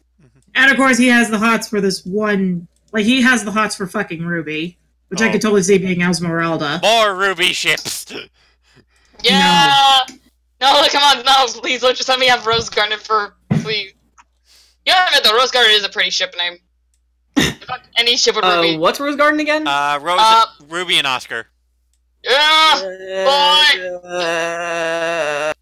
boy. I feel like a war. I'm not sure how to feel about that, because then if they hook up, then that means she's technically fucking her old teacher. It's weird! It's To me it is. It's weird. Yeah, if you somehow manage to get Osmond out of the picture, you know. Yeah, then that's it would what be I mean. fine, I guess. Yeah, that's what I mean. If you take Osmond out of the picture, then yeah, that's what I mean. I mean, ship. I mean, listen, you want? Know if that's possible. I mean, listen, you want to know how you do it? You have Ozpin just lock himself away again. Yeah, he locked himself away, so it's is he still having a bitch fit? Yep. Yep. Yeah, Okay. he is. What exactly happened? Because I heard apparently he kind of disappeared or whatever. He locked himself away. He kind of choked when they found out why they're doing what they're doing. Yeah, he sealed himself away. Yeah, he choked and then he jumped ship. Yeah, and then it's like we're just kind of now with Oscar, and you know, if this is just Oscar as himself, they're flying blind. Then it's like this is just him with Ruby, and we actually see that he kind of, I think he's developing a little bit of a crush on her. So it's like, yeah. And a lot of people are complaining about, oh, he's like 14, and it's like people are complaining about the age. Ruby isn't Ruby like 15 or 16? No, 16. she's like, I thought Ruby was like way younger than that. I thought she was like, you're thinking of her old self. This is 2 years after what happened at Beacon. Yeah, so characters have aged 2 years. So that means she's like 16. Yeah, 16, 17 or something. Like, and then people are complaining, oh, he's like 15, he shouldn't date her. And it's like, are you saying that? That's like a year difference. Well, yeah, that's not bad. I mean, like, if she turns 18 before him, then yeah, she'll wait a year, but that's it. Yeah, that's about it. It's like, yeah, that's like, yet again, I kind of am like, I don't see the problem with it. I mean, there were different age gaps for different characters, so I don't see the problem with that. Look at Adam and fucking Blake. Yeah, that is, wait, how old is, Adam? Because I heard he was, like, in his 20s? I think he was about 21, I think. I don't even know. We still don't know shit about Adam. So hold on, Jordan. Why don't you look up his freaking wiki? I think they got this. I would, but spoilers. Yeah. I mean, just look at his profile. If it says age or whatever, actually, he doesn't want to look at the wiki page because the wiki page may have spoilers for things he hasn't seen. That's why I'm abstaining. Sorry. Alrighty, I will take the risk. Okay. Actually, here's and if there's spoilers, please.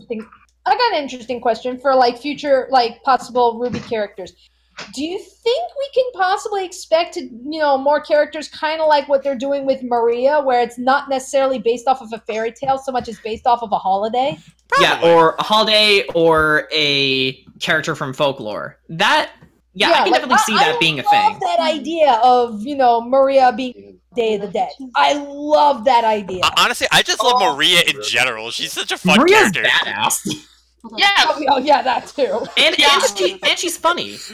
You hear that? That's the sound of me not caring. Yeah. Okay. Say his age on here, which kind of sucks. But I do want to say that he might be around in his 20s because he does look like it.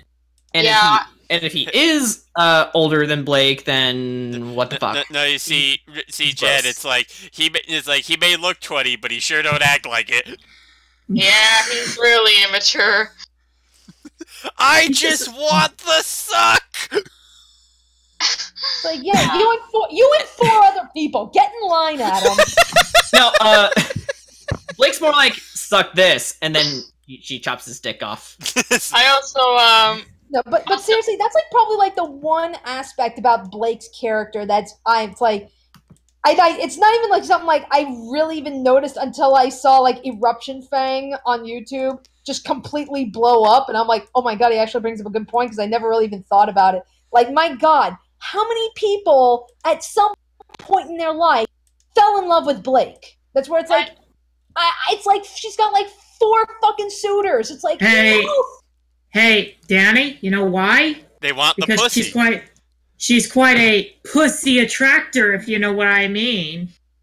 Yeah, I know, it's just fucking stupid at this point. I mean, keep in mind, she's also the, Belle archetype. Yeah, she's the Beast and Beauty in one character. But she's also a Belladonna's, so it's like, oh hey, from Aya, I get a name out of this. You know, it's funny because apparently a lot of people don't like Blake, but they will fuck her mom. Yeah, no, don't do this, please don't. She's a MILF. But you know what? Fuck those guys. I like my Blake. I like my kitty. I want to pet her. Blake is awesome. Yeah, Kenshi will fight I would go to the library with her. Yeah. I like. You know, I'm still wondering, and this is just kind of like a funny idea in my. Freaking introduce Blake to catnip. Yeah, oh. Would that be like a drug to her? That sounds like a Ruby Chibi skit. Yeah, like if she tests out the drug and then she's like drugged and then she's like is totally stoned. Ninja vanish. And then she tries the catnip and it's like, I can still see you. Yeah, I ran out of smoke bombs. Yeah. Ninja taxi. But no, you see Jen, it's like, Kenshi would fight me to pet Blake? Alright, fine. I challenge him. Slow bro, use ultimate wager. Fuck, I got all 3 tails. Okay, now I'm getting reminded of this one fan animation. It's Bumblebee, by the way. Where Yang presented a Valentine's card to Blake, and it was a pun. I forget what it was. Hang on. Let me look it up, because I'm gonna look stupid if I don't know it off the bat. Sweet little Bumblebee, stay the fuck away from me. I don't know why I never really understood the whole Bumblebee thing, to be quite honest. I don't know. It's because she's because Yang is yellow and Blake is black. No, it's like I think that whole thing. It just pretty much like. I honestly would not be surprised if originally the idea was just that Blake and Yang were going to be really good friends, but of course the fans do what they do and they're pretty much paying lip service to the fans. I think they would be cute together. No, I'm not saying it would be a bad pairing by any means. I know it's just like calm it down on the shipping. It's just I kind of get the feeling like the original intent was supposed to be Blake and Sun, but But yeah, like Miles and Carrie, they're fans a little too much, and it's kind of led to where things are right now, like with these freaking shipping wars. I mean, honestly, one answer I can say to that: polyamory. True. The reason I do not actually ship Blake and Yang together is because of the whole remember how Yang has like some abandonment issues and Blake just runs away from her problems? Well, she's not doing that anymore. Well.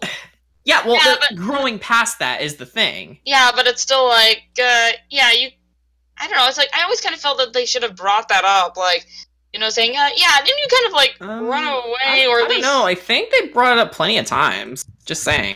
I mean, if you don't like them, you don't like them. We're not going to force 5, but it really looked like, I don't know, maybe this is just me, it looked like, in Volume 5 they brought it up, because, I mean...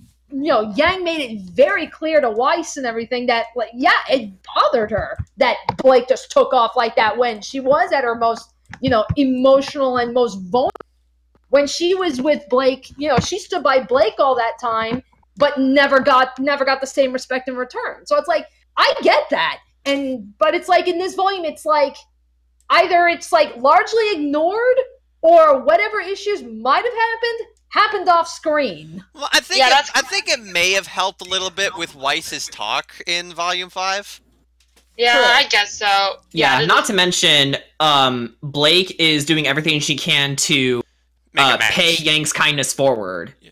But by the way, if I can go also, off... here's the thing I found. Yeah, by the way, if I can go off a little bit, Danny, I think you would find this hysterical. I found a Bakugo themed Valentine's Day card. Oh God. no. Oh no. This is what it reads. This is what it reads. You made my heart go boom, and then in tiny text. That's why I don't have a fucking heart, so shut the fuck up. This is why you never get Valentine's. Sorry, Bakugo. You have too many fingers. Oh my god. God damn it, Bakugo. Yeah, he would do that. And to answer your question, Christopher, there is a couple of scary novels that could be put into use, like freaking Edgar Allan Poe's. Yes, that's more poem, but they are technically stories because those could be interpreted in there. I mean, yeah, we got the Neverwar Grim, but like, there's more to that. No, Jen, watch that be the inspiration. Isn't the Apathy Grim based off of a horror story? I believe it is. Yeah. Is it? Yeah, I think it is. I think there's like a story or something about like, I don't remember what the story was called, but I think they said like it was actually like one of Monty's like favorite books or something, and it was like this guy, and it was all about how this guy grew so fucking apathetic to everything that like, I mean, he literally withered away and died, and like that's exactly what happens when you're surrounded by apathy. Now, here's the thing I could think of, like, if we were to take like mythology creatures and turn them into Grimm. This is going to sound really weird, but I would actually like to see some Grimm based off of different kaiju monsters. Gojira! Like Godzilla? Yeah. Like I said, Maleficent would be a really good Grimm. Jen, if they are to have a Godzilla Grimm, one of the characters in RWBY better make an Austin Powers reference. It looked like Gojira, but due to international copyright law, it is not. Still, we should run like it is Gojira! No, it isn't. Oh my god. Let's see. What are those people talking about? It's like, Crow, are you drinking again? Oh my god. Baby. I've upgraded to PCP. Let's see. Alcohol is so yesterday. PCP is where it's at. Sorry, go ahead. Definitely, I would like to see some Grimm from Hindu mythology, because they're like, yes, we got Nagas and stuff, because those would be pretty cool, because like half serpent, half human, wielding swords. Hell yeah, those would be some good Grimms. They mentioned. Sorry, go ahead. I was just gonna say, yeah, that does sound pretty cool. Oh. A lot of Japanese creatures would be really cool as Grimm, like a Nekomata. That would. What about one based off of Orochi? Oh, Yamato no Orochi, yeah. Yeah. Like I could see it, like a bunch of those giant snake Grimm get together and merge. Mm-hmm. One of them's drunk and doesn't know where they are. They did also mention some aquatic Grimm, and while we saw that sea serpent in Volume 5, the one that Blake fought, I would like to see more. Kraken Grimm, that would be cool. Kraken. That'd be badass. Release the Kraken. Or one based off of Scylla and Charybdis. Oh my god. Imagine if they were to have a Kraken Grimm and Neptune was forced to fight it. That would be amazing. You know, that would actually kind of fit, too. Or, I'm not sure if you guys delve into Celtic mythology, but there is one creature I would love to see as a Grimm. It's called a Kelpie. Kelpie? I think I know what you're talking about. Yeah. Now, the way I see it is that this Grimm would be a master of disguise. Like, it disguises itself as a normal horse. But the moment somebody approaches it, it's, you know, you're dead. You're fucked.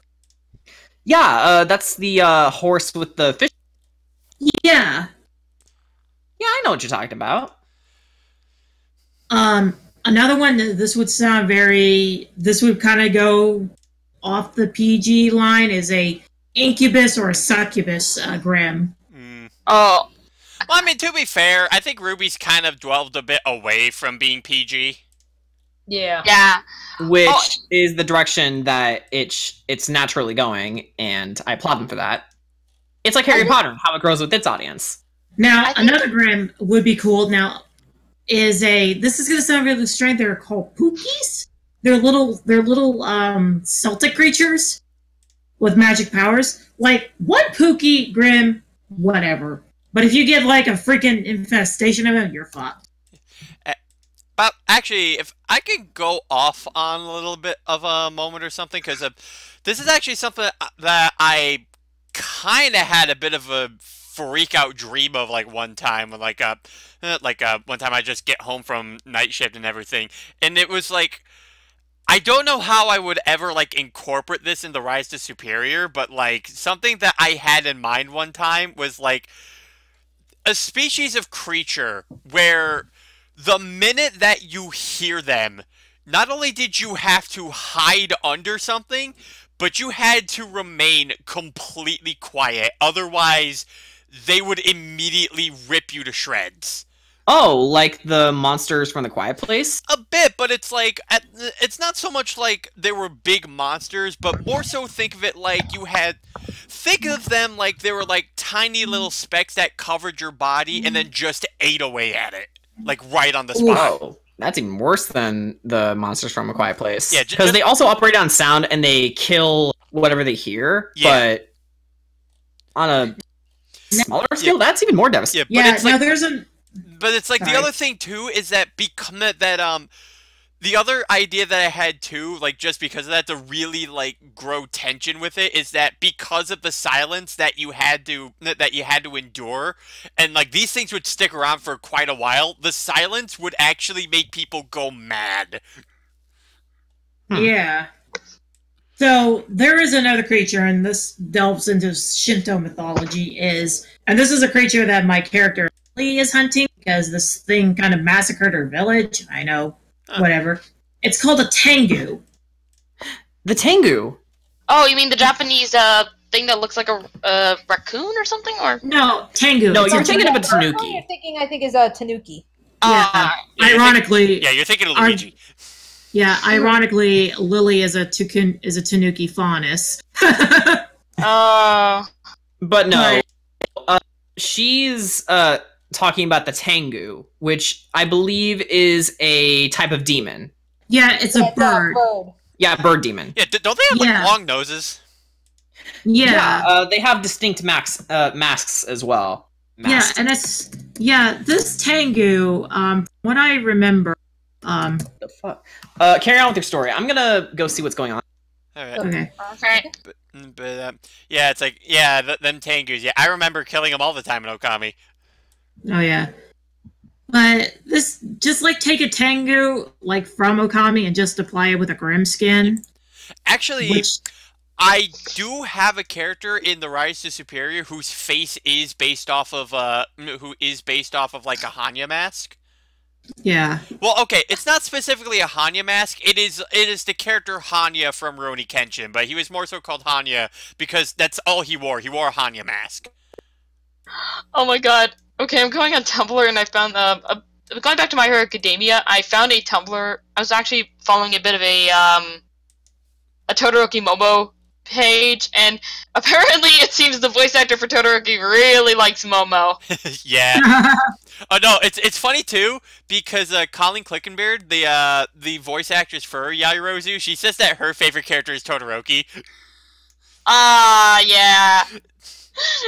But yeah, that freaky demon thing, that's a Tengu.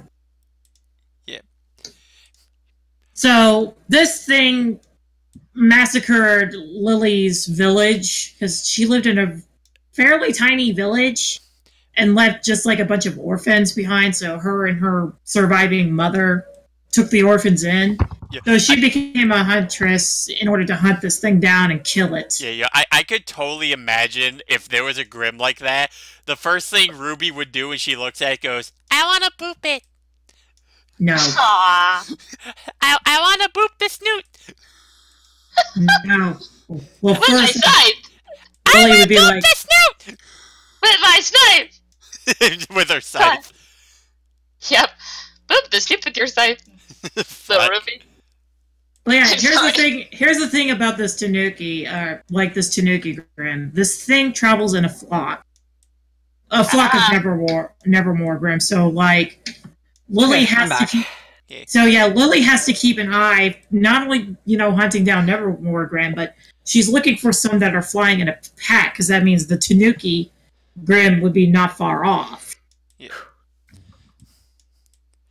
So, I think my cat Mowgli had something fall on his tail, and that's why he shrieked. So, I had to check on him. Yeah, okay? Jordan has a lot of kitties. Yeah, I actually don't know how many cats we have. My parents are kind of like cat. Oof. Not by choice, but it's half and half. It's by choice and half not by choice. Yeah. But yeah, Jordan, could you totally say like a freaking Tengu Grim? You bet your ass I can. Yeah, and Jordan, while you were gone, I suggested that the idea if Ruby were to see when she goes, I want to boop its snoot. She totally would say that. and then maybe Weiss would say, Ruby? And like, No, she would boop it with her scythe. And I boop it with my scythe. Okay, I'll boop it, and then I'll cut you. Who are you calling cute? I'll cut you. The fact that a 24-year-old man can do a decent Ruby voice is kind of scary. I know, right? Hey, Rooster Teeth. Hey, Rooster Teeth, hire this. No wonder I don't have any subscribers. I'm kidding. Oh my god. Hey, live stream. Subscribe to Jordan's channel. What? No, I'm unworthy. No, you are worthy. You shut your face. Okay, fine. Thank you. God. Now, another Grim, this Thousand would be dollars. more of a aqua type Grim, would definitely be the giant catfish. The giant catfish. Where's that from? I think I remember seeing. Shinto. Okay. I think I remember seeing one from in the game Toho. Apparently, one of the characters based off a catfish in their dreams, or something. It was I think really. she's actually. I think she's an oarfish. I think I know the one. Do you have a hat on? Yeah, Mei Ling. Oh no, she's the dragon. She's just a plain dragon. My leg. No, like it was like she was facing a catfish. I think in her dream, she was sleeping. Oh yeah, yeah. Because in the Japanese mythology, there are catfish that supposedly sleeps under the island, and every time it moves, it causes an earthquake. That's the big catfish. Danny, what if we get a dragoon Grim? Oh, You know, I can actually say it. Oh my god, the freaking Heartless or Grims. We're fucked. It's like, oh my god, it's a Wingly Grim. Oh wow. Only you would want to fucking wear him.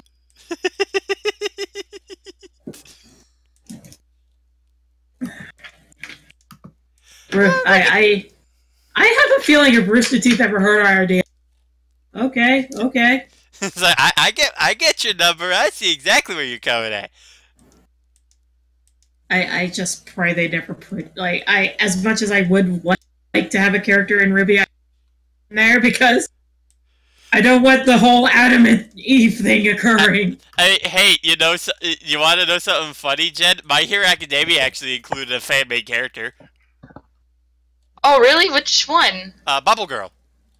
Oh, the Bubble Girl? Yeah, at the end of the 3rd season. You know that one girl with the blue skin? That's a fan character. Oh, really? A Bubble Girl? Let me just look it up. My Hero Academia Bubble Girl. Bubbles. Oh, you mean, what, you mean, Kawaroko Awada? Yeah, Bubble Girl. Speaking of Bubbles, My bubbles. Speaking of Bubbles, Danny, let me introduce you a character that you might face in Monster Hunter Generations, and he is my favorite monster. Okay. Ooh, pretty.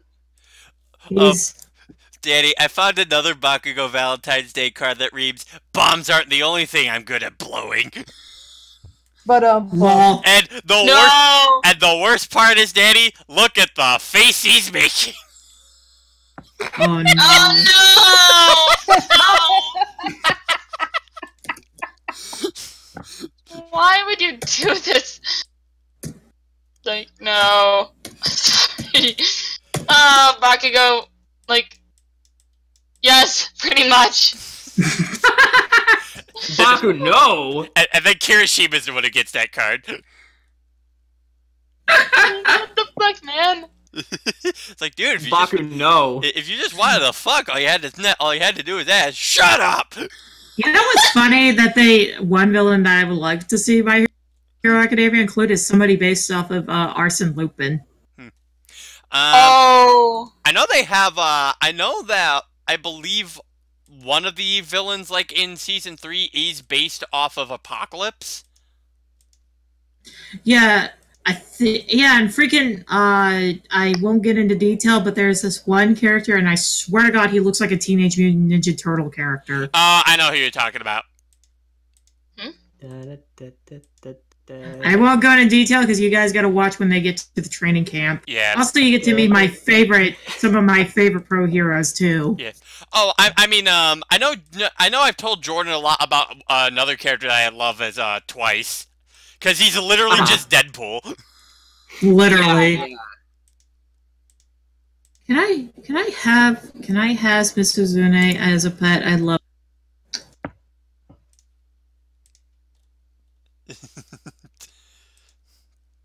I also love Toga. Toga's a fun character. I think Toga is supposed to be based off of Harley Quinn, but I could be wrong. That's why I love her so much. She reminds me of Harley Quinn. Oh God, that means somewhere in the universe there's a freaking Joker running. Probably. We just need a clown villain. Oh God, let us pray that never happens. Let's hope There not. hasn't been one yet. No. Surprisingly. Yeah, no. I mean, listen. We don't have one because we also need more characters based off Spider-Man. Because remember, Horikoshi is a fucking Spider-Man dude. You know, I'm actually surprised he hasn't made a Venom based off. Give him time.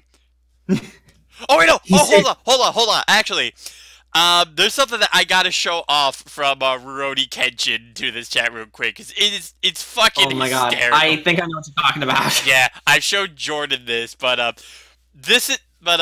gotta get a snapshot of this real quick. But it's to show you that Nobuhiro Watsuki is such a Marvel nerd. I just need to. Okay, camera, cooperate with me.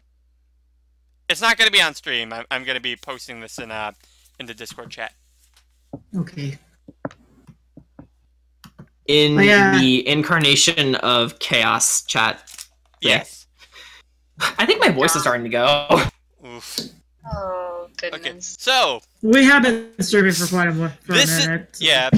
Anyway, this is an actual character from Rurouni Kenshin. Oh God. Oh, Blatant Venom ripoff. like, yeah, hi Venom. Yeah. Only other thing he needs to say is eyes, lungs, pancreas. Yeah. There's also the fact that Aoshi Shinomori wears Gambit's jacket.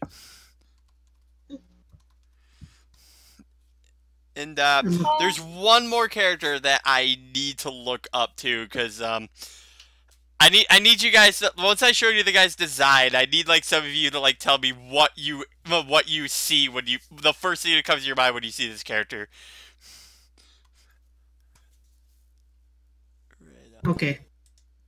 Okay, I found him, and there you go. What's the first thing? What's the first thing that comes to your mind? Skeletor. Skeletor. Skeletor from He-Man. I can see it, but that's not what he's based on. Uh. I'll give you a hint. Think Evangelion. Oh. Oh dearie. I think I know who you're talking about. The mech thing? He is based on an Ava unit. Oh, that's what it's called. Okay. Yeah, he is an Ava Still unit. mech thing. And the best part is, Kenshin's teacher beats the fuck out of this thing without a single sweat. So it's like, yeah, Kenshin's teacher's so badass he takes down a fucking Ava unit. Wow. It's getting pretty late. I'll see you later. All All right. right. See ya. Okay. I love you. Bye. Yeah. Bye, Cassie. Love you too. Bye. Bye. See ya. Yee. Quack. Quack. Quack. Whack. Fucking space ducks invading my stream again. Quack. Quip. Wasn't there like somebody? Oh my god. But yeah, I really hope that Ruby does expand on their freaking cast. Like, Yeah. I mean, with the cast we have, it's substantial so far, but I'm like New talking type- about, yeah, it's like, you know, bring in like something like a little more in depth, Yeah. I guess. Well, I mean, here's the other thing too. Is like, while it would be cool to like see like some of these like, characters like off of these inspirations and whatnot, you also gotta keep in mind like, how are you gonna keep these guys from having the screen time that they need? yeah, not to mention the story comes first, and what they already established. I think I would rather see that to the end first. Yeah, like don't pull a fucking Kishimoto. Like I have all these background characters, only 2 of them mean a damn. Yeah. Yeah, personally, really. if there's one thing I hate, it's useless characters. Yeah, because Nah. yeah, because like later half is Shippuden, I swear to God, Kishimoto woke up one day. He's like, wait, I have other characters. I know. That's like oh god, that was one of the biggest things that, ultimately made me drop Naruto. It was like, yeah, you had all these really cool characters, and it's like, yeah, by the time you got to Shippuden, it's like, yeah, none of them mean a goddamn thing. It's like it's all about Naruto and Sasuke, and it's like not even like Sakura really got her due. And Sakura's the most useless characters. Fight me. Indeed. If fucking her daughter's better than her. Yeah, cuter too. Indeed. Like, God, I hated Sakura so much. Like, everyone's like, well, she's a good character. I'm like, how is she a good character? It's like, How is she? that is not what a we good- call a wrong opinion. Yeah, it's like yeah, it's like, Sakura is like one of those characters where it's like, she had potential, But but she it- threw it they away. ended up getting squandered. So it's just like, It's like, it's like, yeah, it's like this is supposed to be like the smartest girl out of the class. Like, if you remember, in the she beginning, was so unlikable too, and it's like, oh my god, Yeah, but please it's like- kill her. Yeah, but it's like if you remember, like, this is supposed to be the girl that's supposed to be so goddamn intelligent that, she's smarter than everybody else in her class. So it's like, oh, okay, if she can't be a frontline fighter, okay, she can easily be a strategist. I mean, there's so many things you can do with that. But all they She really could have been like, it ultimately mounted to her just go in the corner and cry for Sasuke. And it's like, that shit got old after a while. Yeah. And What did she see in Sasuke? Yeah, what did Naruto see in Sasuke? That's a real question. What did anybody see in Sasuke? Well, I mean, I know Like- Orochimaru saw a body in Sasuke. Rawr. Oh my god. Well, what did he see in Sasuke besides that? It's like, I'm honestly surprised Sasuke didn't get chemically castrated after what he pulled at the end of that series. Like, nah, he gets pardoned. Fuck off! Yeah, I know. Me and he Oh, hey, were. Kitty. Yeah. Hey, we're bitching about Naruto. Oh, Naruto? Yeah. Naruto? Yeah, because Naruto. yeah, that's something me and Heaton like talked about too. Is like she can't stand the fact that literally at the end of the entire series, despite the fact that Sasuke practically became a fucking international terrorist, he's just pardoned of everything immediately.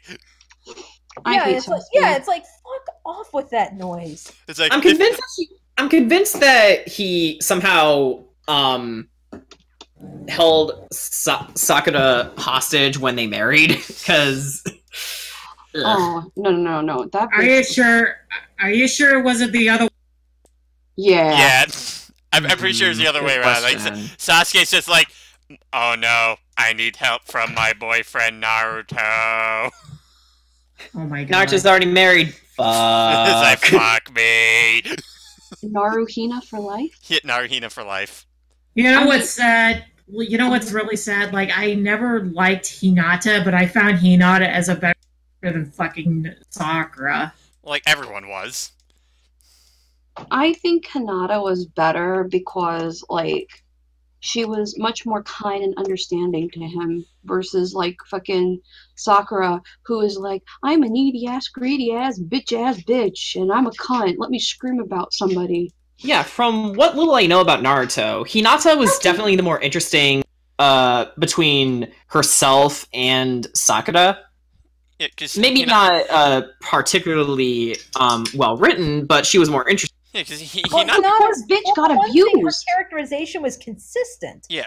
Like, I mean, when Hinata was like, you know, when she was declarations like, I want to change, this is my ninja way, and I'm gonna do all this shit, she actually stuck to her fucking word. This isn't like Sakura where it's like, you know, again, like referring to the Chunin exam, it's like, you know, yeah, she makes this whole proclamation about how, you know, she's always watched, like, you know, Naruto, Sakura, and Lee from the back, and she's like, nope, this time I'm gonna watch your guys' back. And it's like, next arc, she goes right back to what she was doing before, pining and crying over Sasuke. It's like, what was the fucking point of this development then?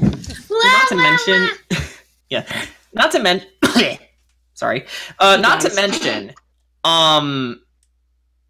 I think she sort of got,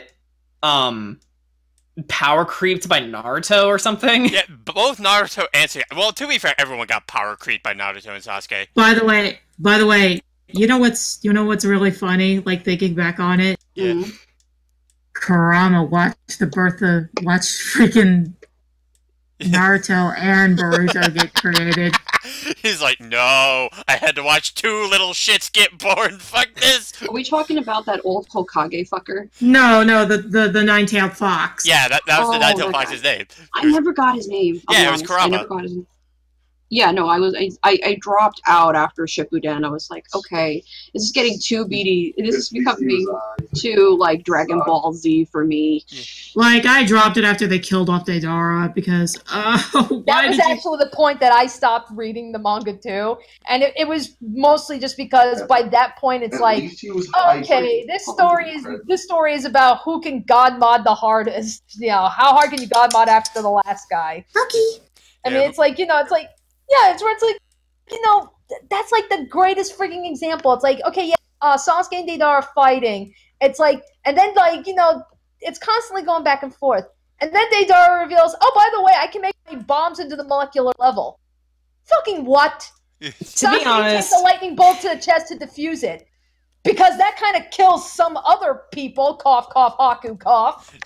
And I'm just like, off with this series. Sasuke is an edgelord. That's all I have to say. I hate him. He's basically Shadow the Hedgehog as a human, from what I understand. Yeah. It's like, Deidara was such a likable character. Ew, like, why? Also, I will say this. Boruto fucking sinned by killing off Killer Bee. Oh, oof. Yeah, they killed off Killer Bee in Boruto.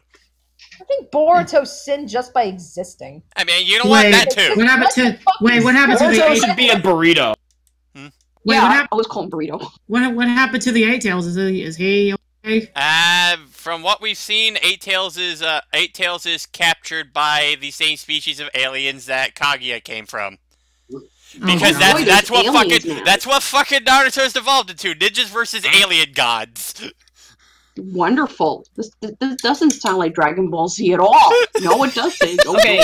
I think for both shows, the reason I couldn't get into them is because one, Dragon Ball Z was about constant fighting from my young perspective when I first saw it, and for Naruto, I just thought it was, I don't know, nothing really gripped me about it. And after hearing everything that it does, you know, inconsistent technology and setting and, you know, ninjas versus aliens, and the fact that Sasuke ultimately gets pardoned for all the horrible shit he's done, no, I'm not watching this. Right.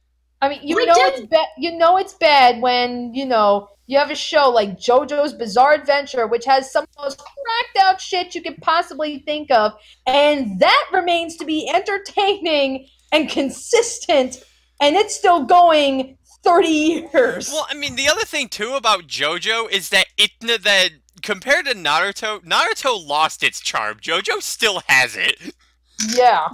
Like I even dropped out after watching Bleach. Right. Well, I think what's ultimately saved JoJo is just the fact that when they divide everything into parts, it's like, it's a brand new story, it's a brand new set of characters. So I mean, it's like, even if there's a part that you're not too crazy about, rest assured, there's another one that you will like. Yeah, and it will still feel fresh. Yeah, it's like that's sort of like a thing that I think is something that makes JoJo just have an easy time standing the test of time, because it's like you don't necessarily need to they may reference some recent earlier parts here and there, but generally speaking, there aren't too many instances where it's like you'd really need to see one part to see another one. It's like, yeah, you could totally watch part 5 without watching part 3. It's certainly less daunting than Doctor Who. Yeah. Oh my god, don't even get me started on that. And it also helps that JoJo is just really good at knowing when to have fun. I mean, the fucking horse race. Right. It's just a fun show to begin with. Yeah. It's like, I mean, of course I would recommend, just watch all the parts and everything, just, from beginning to end and everything. Just watch it all, because it's all fun. Don't they have like a thing where it's like telling the story from Dio's point of view too? There is a light novel that it's basically it's kind of carrying off of part 6. If you're watching the anime, we haven't gotten to part 6 yet, but it basically in part 6 it was revealed that Dio kept like a journal, or he kept like a diary that laid out like his master plans and all this other shit, which again, pertains to the events of part 6. There's a light novel that is written that it's supposed to be like based off of this diary, so it does go in a little bit more into detail about, the events of part 6, but it's also him reflecting back to like, he thinks back to like part 1. He thinks back about, him and Jonathan, him and Irina, and the effects that they had on him as a character.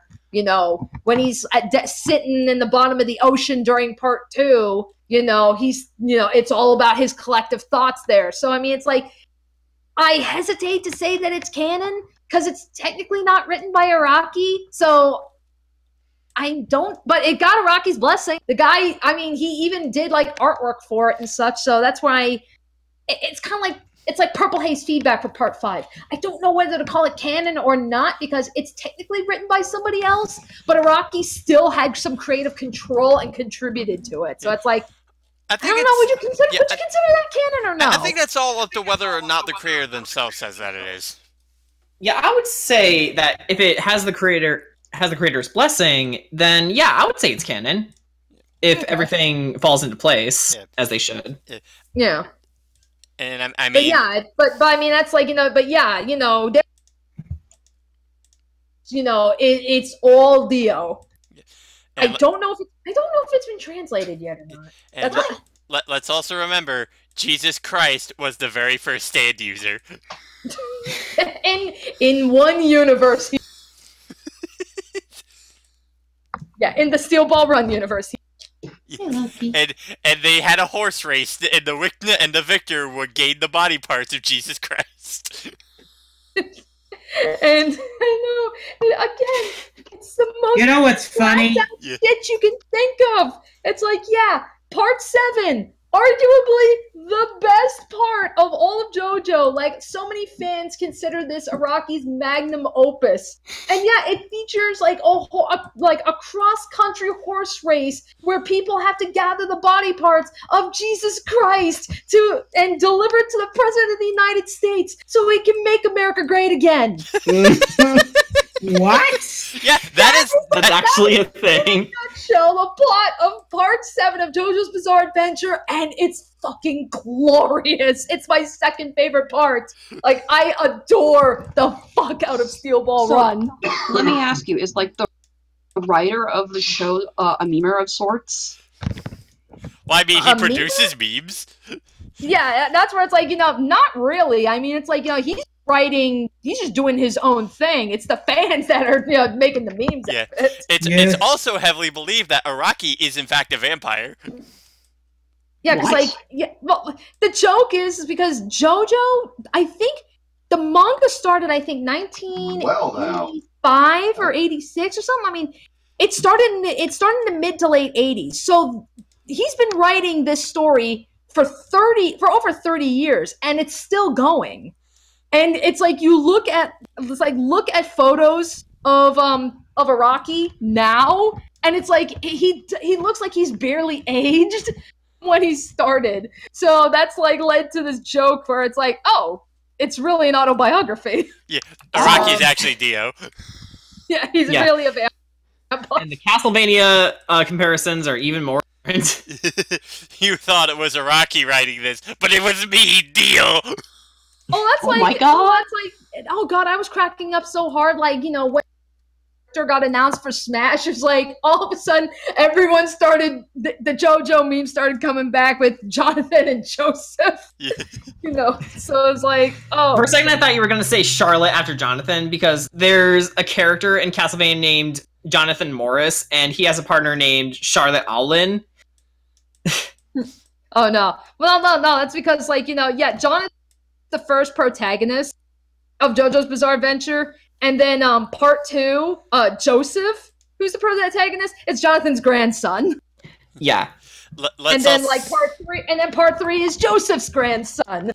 And then part 4 is Joseph's illegitimate bastard son. Then part 5 is Dio's illegitimate bastard son. Part 6 is Jotaro's daughter. Wait. Somebody actually got laid with Dio? Oh fuck, I feel sorry for them. Well, it's like, you know, what we learned is that, when Dio took over Jonathan's body and survived after the events of part 1, which is why he's back as the main villain of part 3, you know, before all the shenanigans from part 3 happened, you know, when he came back, guy was getting a little freaking busy. So yeah, he's actually sired multiple children. It's just Giorno, who's the protagonist of part 5, which is what's being animated right now. He's the first one that we know of, and honestly, he's the good one. You actually meet 3 more bastard children from Dio, but whereas Giorno is definitely like, the hero of justice, he acts like a Joseph. The other ones don't. They are flat out evil. So Giorno got off lucky. Also, let us never forget the instance where Jotaro says the phrase, "It's high noon." Oh God, I was cracking up so much. I was like, well, that just sent all the McCree. Oh yeah, because Kitty likes McCree. Yeah. He's my husband. Oh, correction. Kitty loves McCree. Holy He Kitty, is my husband, and I married him. You legit almost sounded like Nora for a second. Like, it's my husband. You know, I think you would call off a good Nora Valkyrie voice. Yeah, but I was like, oh my God, that was just so goddamn funny in the English dub. Just because it's like, yeah, Matthew Jotaro. So, I mean, in the Japanese version, he does a line similar to it, where it's like, you know, where he's confronting Dio and he's making a comparison, like, you know, it's like if this was an old West, you know, we'd be like the classic gunslingers, who's gonna fire first or something. But they had to have, like, altered, like, when it came, they had to have said, look, let's just have fun with this. Please just say it's high noon. They had to have asked him to do that, and he's like, yeah, okay. He's my husband. Now I wonder when Krama's gonna say it. Chrome from the Fire Emblem. Why do I feel compelled to say that every single time Chrome is mentioned? Because that short's fucking funny. Give your father a hug, Lasuna. Get away from me! It's like, well, you know what? Well, you know, it's like, you know, eventually you get 6 with Jotaro's kid. I wouldn't be surprised if they say, you know, hey, can you maybe pull off a Crom line? Yeah. I need healing. I need healing. I am having Vietnam flashbacks in Overwatch. Please do not say that. The only other thing I know... Huh? I was gonna say, Danny, you were telling me about the one character in JoJo who's voiced by Bakugo in the Japanese dub, right? Yes. I need a point where he just starts randomly yelling at people, "Die, die, go to hell!" Oh, that's gonna be coming in like probably in like another month or something. Because I mean, it's like his fight's coming. The only other thing I know Matthew Mercer for is that he ate an orange unpeeled for the Game Grumps. What? Yeah, he actually did that. What? I am not kidding. He actually did that. Hang on. Let me see if I can find out on YouTube. Well, why though? Why though? I don't know. Why not? He just did. Matthew. Well, that's like, dude. That's like, Mercer. Dude, if you eat candied orange peel, it's no big deal. So Okay, found it. why the fuck wouldn't you eat the raw rind? Found it. Personally, the only way you can get me to eat a fruit rind is if you candy it, because then that shit's fucking good. Alright. Here it is for your convenience. Oh my god, Danny, remember that one My Hero comic I showed you where Bakugo tries to eat an entire pineapple? And now, Kitty, you can now imagine McCree eating an unpeeled. You call yourself a champion, but you You're strip the welcome. pineapple of its armor? Oof. That's gonna come out of his ass maybe a little bit too hard. Why? Why, Matt? Why did you do this? Why? Why would you eat the rind of an orange? I like his gloves. Jordan, J-Rod asked, wasn't it a dare for an ASMR thing or something? I have no idea. I don't remember the context. Here's how this page is looking so far. Oh, wait! Okay, I know the context. Fun fact, according to Shitfire on this comment section. In Fire Emblem Awakening, Chrom is stated to have eaten an unpeeled orange. Guess who his voice actor is? Matthews. Yeah. Okay, Great. put it up. Yeah, You know, here- Chrom, you're so stupid. Here I you go. love Here's you. that clip I was telling you about with Jotaro saying it's high. Yeah. Oh yeah, I was spammed that when that came out. Like everybody, I watched JoJo's Bizarre Adventures, but I hear a lot about it through my friends, especially my friend Sharpwing who loves it. And they're like, "Oh, here, you check Kitty, everybody," and their grandma spammed me this. And I was like, "What the fuck?" Oh wow. Oh yeah, so yeah, this is currently the first page so far before I start inking up the last panel. Oof. Damn. That's a dead dragon. That is a very dead dirt. Yeah. So is this comic just going to be black and white, or are you going to be bringing color in? I'm just gonna be doing black and white, like typical manga fashion. Okay. Because they usually are printed black and white. Like there's rare instances where you do have like colored pages. Okay.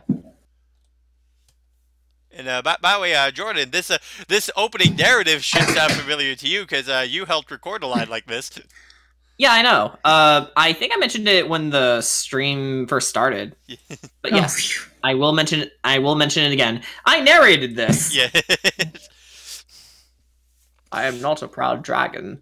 And now my voice is starting to sound like Sean Connery. This isn't Chrome's voice. What? I am Sean Connery. I'm Sean Connery. I do not sound like I am sucking a dick. And I do not sound like I am sucking a cock. Wario! No, I am Sean Connery. You'll rue the day you cross me, Trek. I'm playing Xenoblade. Wait, okay, hold on. Danny, there is a video that I need to show you. Oh, okay. Okay, so, somebody took Celebrity Jeopardy and put an animatic a part of it to make it My Hero Academia themed. Oh, no. And, for Sean Connery, they made it Mineta. Oh my god.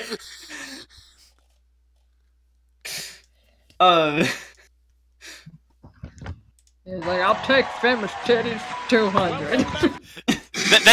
That's actually the one they did. Yeah, it's like famous titles. Yeah, here you all can watch this together. Yeah, it's And like. by the way, no. Bakugo is in this. Oh god.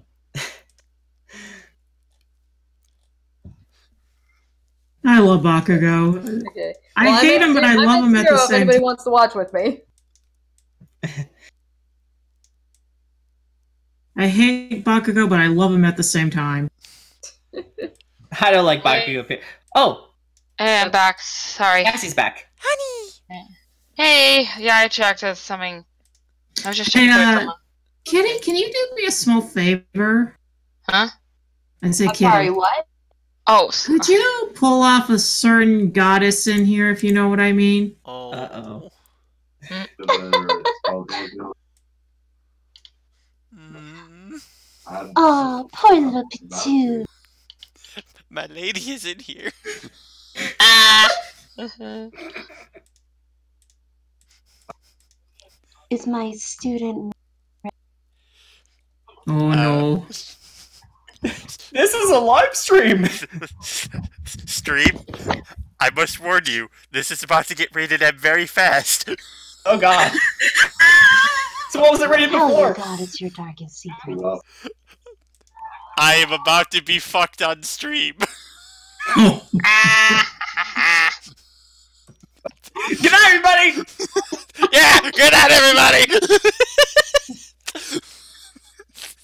are you okay, Realm? I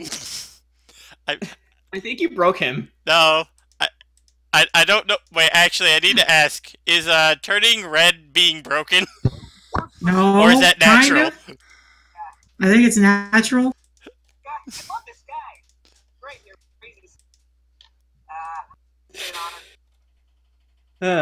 Jen, check your DMs really quick. Okay.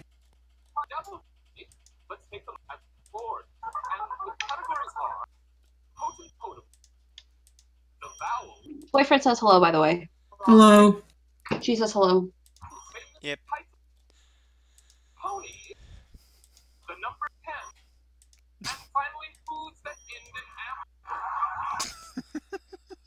Oh, I got something funny. Words that end with hamburger.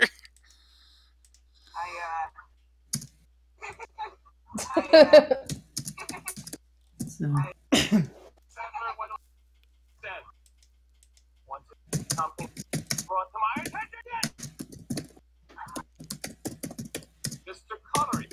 I love like how it's constantly changing. Yeah.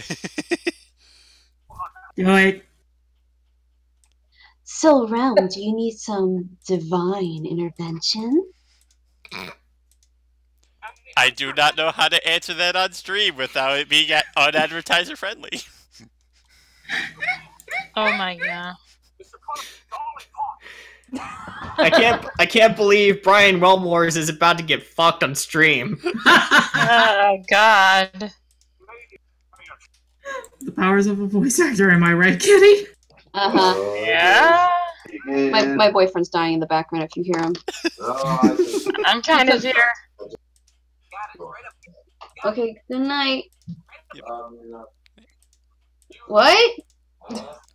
You want me to rub you for a long time? Oh boy. Are you gonna go give him attention? Oh, hold on. Are you sure you don't want some divine intervention from your goddess Palutena? I mean, I never necessarily I said mean, I no. can give you some fortune. Oh, some money. Maybe play Scrabble. I mean, Realm? I Are never. you okay? I don't know how to He's like answer. screaming help internally. No, because you see, it's like at the same time, you all know, like, I don't even need to say anything, but everyone watching this stream, like in the audience who knows me, knows that inside my head it's screaming, do it, accept it, you know you want it. Oh god. But you're just like, I don't know how to say this on stream. I'll show you off the back. And it's time for Final Jeopardy. Hold on. Okay, I'm laughing at this and the shit post. Just write down where you are right now. I like hanging out with you guys. I do too. You're all my friends. So much for chill stream. Yeah, J-Rod. Oh Yeah. no, it's a chill stream for them. Me, It's a stream of something, alright. It's a chill stream for them. Tom Cruise. So, Realm, I have a very important question to ask. Yeah.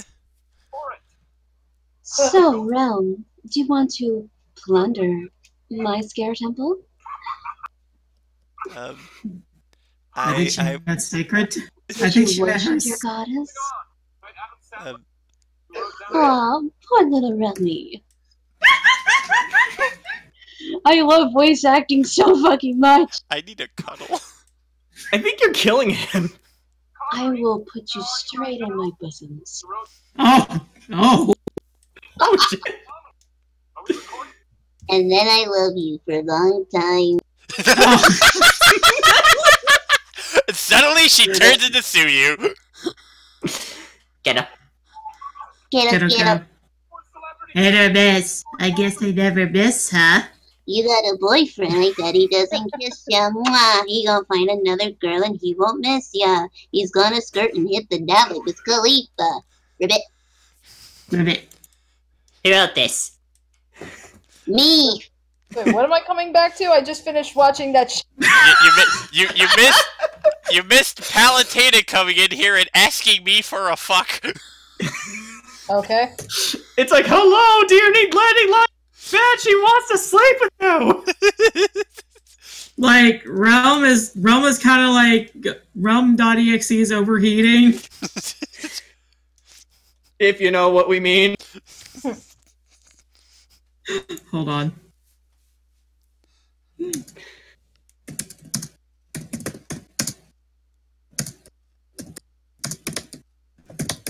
Rank Realm Nosebleed Contest Day, I guess. I mean, you know what? At this point, you're not Typing wrong. her things to say? Oh my god, wait, what?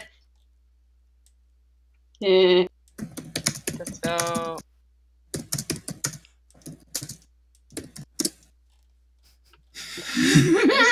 Jeff, what are you planning? You'll see. Hold on, it says the message goes through. Come on. I hope you all are enjoying this stream. Oh, we are. Come on.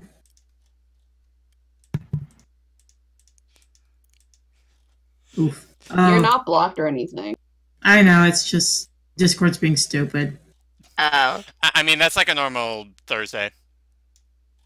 Yep. And then the duck Huh. walked up to... Ironic, it is Thursday. Yeah, it is. And then Oh my it'll god, be Thursday? Yeah, There it is. I thought it was Oh, Wednesday. where's the time go? and then it'll be Friday. It's Friday. I knew someone was gonna bring it up. Friday. Everybody. Oh, that happy song Friday. is... Yeah, I want a Suyu cover of that. Country road, take me home.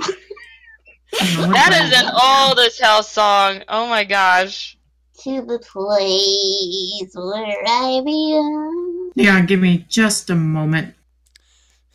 Jen died. I'll show you a finger, Oh. Trebek. Oh yeah, I voice act, by the way. And sometimes Yes. tells me to say the most weirdest shit. She's also helping me out with my Xenoblade Let's Play. Actually, Breaking kill. actually, Depends. I think my favorite part of that shit post though was with Mineta, where it's like, not like, There you go. There it goes. it's like, name this right. It's like, name this story. Dolly Parton. Titles, not titties. Not a big fan of the ladies, are you, Trebek? It's like, Anyway. of course, Mineta would be the one to say that. Yeah, you would. Anyway. Is that a scared treasure in your pants? Are you just happy to see me, Realm Morris? I mean, in some contexts, can't it be both? It can be I want to please This is your getting- goddess. This is... I just... Okay, I'm done. And the Unless you would like to watch or are you all getting very uncomfortable? I'm kind of just like... Okay. I mean, let's be real here. I'm pretty sure J-Rod did a spit take. Yeah, I'm pretty sure. Danny's had been exposed to much worse. Yeah. Unfortunately. Yeah, right now she's just like, oh my god, I can't believe this is happening in a live stream. I mean, I've seen it in South Park, but I never expected it in a live stream. Yeah, I remember. Yeah, Never would have expected. This would never happen on SNG. No, it wouldn't. BJ wouldn't allow it. He definitely wouldn't. Yeah, that's just more or less. Yeah, he wouldn't allow it. Yeah, it's like not allowed. Well, I mean, in context, Sacred Treasure could be referred to anything. It could even be a boat. It could even be a stash of soup. I love soup. Oh God! I know. Soup is No, bad. Oh, God, Jordan, don't get her started on it. For the love of God, don't. Okay. It's like, I can't help it. I'm won't. buying clothes. Oh no. You got her started, didn't you? But I love soup. Soup is great. I can't find it. There's only soup. Soup is bae. I want to die. I want to marry soup. I'm sorry. May I marry soup? I thought you wanted to marry McCree. I do want to marry McCree, but why can't I have both? McCree soup? Wait, What why would that you go like? Yeah, McCree soup. It sounds so wrong. I want McCree's soup. So would it be as pure or would it be as good on everybody? Wait. You want McCree's cream soup. Oh, Jen! Yes. No! Oh, God! A little more subtle than that. I knew my daddy. Yeah, with a little bit of extra spice. Oh my God, we're He's going a to hell. Spicy daddy. We're going to hell. This is all a sin. Where's He's like, yeah, we're going to hell, and everyone that's laughing, you're coming with us. Boy, I've got a condo reserved in hell, so I'm good. Be honest with me, Shaggy. Are you cheating on me? No. It's Stop it, Shaggy. I'm not stupid. Are you cheating on me? Oh, God. I love doing Scooby's voice, and I think I got texted. Hang on. No, just switch. Oh my God, that was great. I am coming up.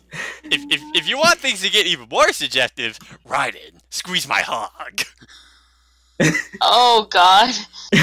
But Realm Wars, what if Palutena wants to take a ride on your hog? Oh, God. I go hog no matter how dark it is. I go hog when they wouldn't have to come in. Then fuck. Oh, I'm laughing too hard.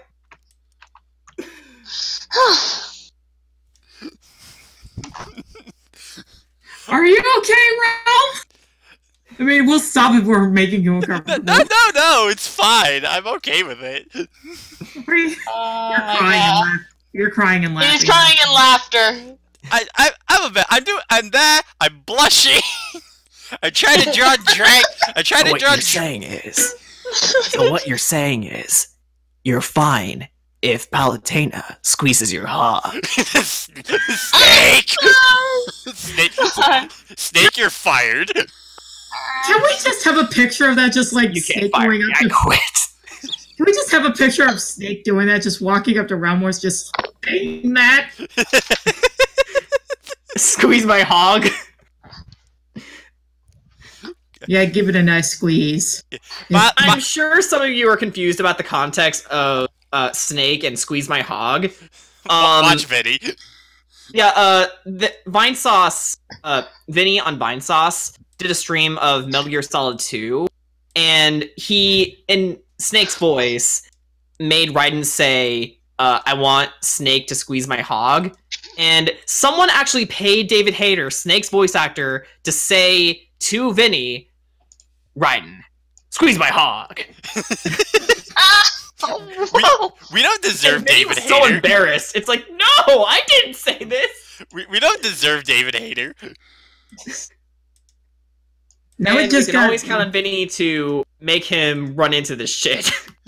Now we just gotta get McCree's voice actor go to Kitty like, I enjoy being in your house, honey. My boyfriend already looks like him, so I'm okay.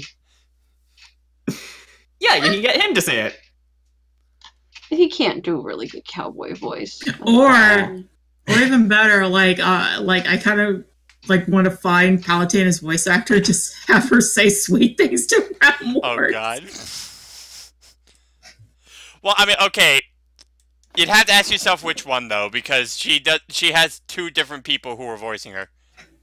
Yeah. There's Brandy Coops who's voicing her in Smash, and then there was Allie who voiced her in Uprising, who is also the voice of Lightning from Final Fantasy XIII, the game that no one likes to acknowledge existed.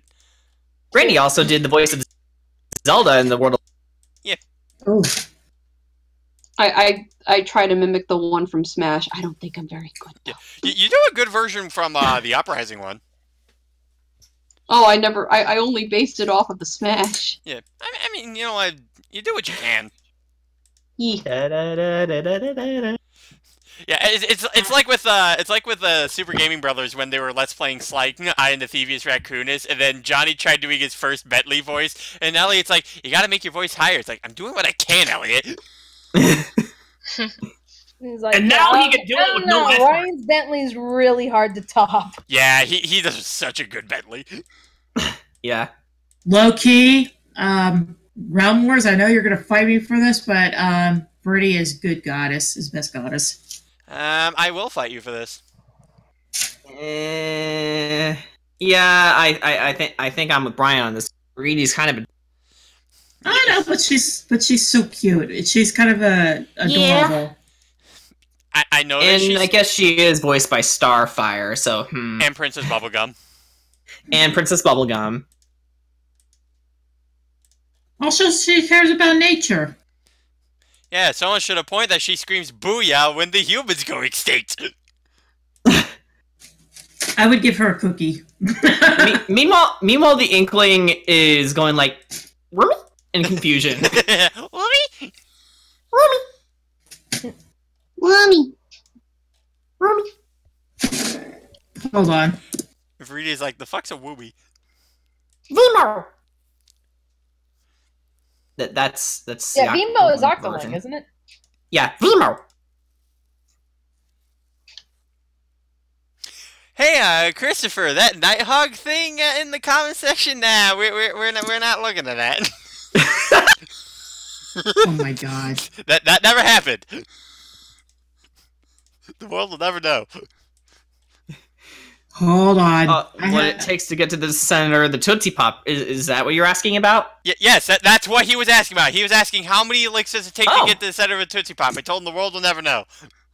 What?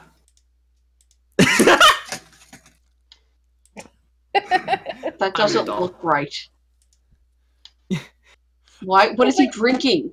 Milk. Inkling Milk, looks better like, be milk. Inkling looks like she's gonna eat his head. No, okay. No, I okay. mean- Okay, no, guys. It's like, so what is Young Link drinking? Milk. Milk. Can we get some milk? Oh, actually, hold on. There's something I also want to show you guys. Is I showed this. Can I get some milk? I showed this in a chat with another friend of mine, but the next Pokemon card set that we're getting, the team up set, is gonna have this Tauros, and fucking Christ, the artwork on this thing. Look at its head. Oh What is god. Tauros? Are you okay? That's a big horn. That snout. That is a... nose. That snout, yo. I'm looking at the horns, and I'm just like, those are some big horns. Well, it's like, look the nose and the mouth.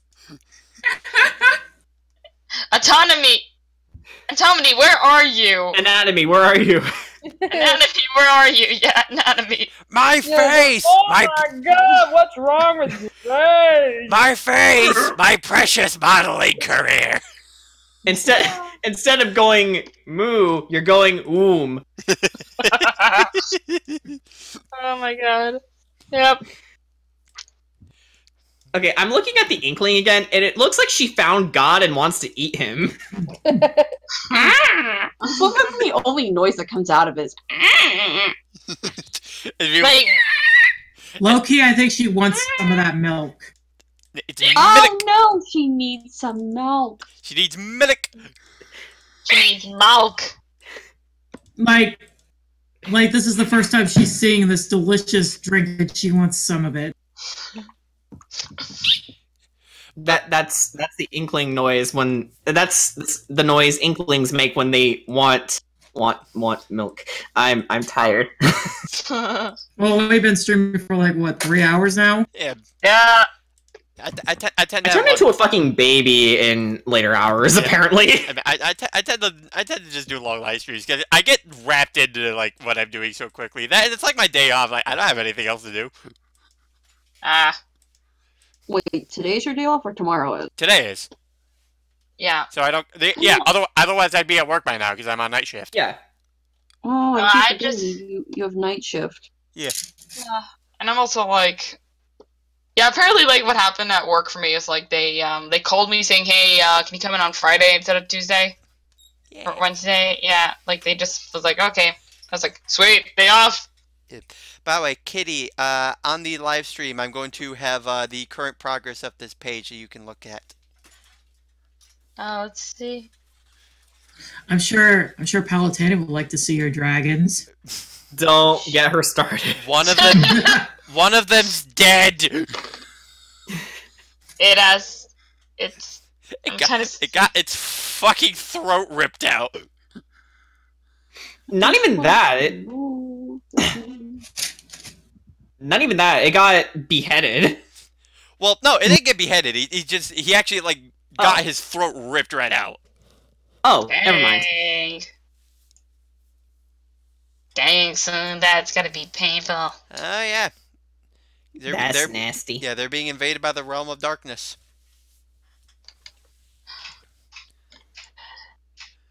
And I'm just kind of looking at it, it's like, oh hey, like, we're only a few more days until Kingdom Hearts 3. Dang.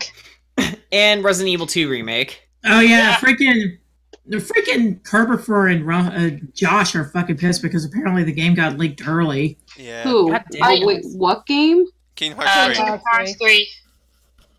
It's like, I'm honestly not surprised. I mean, after First what happened Smash Ultimate, now this. Yeah, exactly. It's like after what happened with Smash, I'm not surprised that some degenerates would go that far for Kingdom Hearts. And then there's also Pokemon Sun and Moon. God, I remember when the demo got leaked. That was... And, actually, through with the Sun and Moon, they did actually brick some of the leaker systems. Oh, and they also kind of, like, banned certain 3DS holders from getting the game early that isn't, like, review copies. Which they kind of deserved. I'll be honest. They really did deserve that, honestly. Yeah, so they also got banned for like online interactions and whatnot. And then they get pissed. Then they got pissed. Like, how dare they do this? It's like, you were asking for it, guys. So they just banned. They kind of had to come. Also, with that said, fuck Prophagia Gaming. Yeah. Yeah. What did they do? They release video game footage way earlier than they're supposed to. Mhm. Oh. I actually also got to watch the recent Steven Universe episode, Change Your Mind. Yeah. And where James Baxter did guest animation. Yeah, that. I was like, oh my god, that looks really gorgeous. Same guy who did the animation for the ballroom scene in Beauty and the Beast, by the way.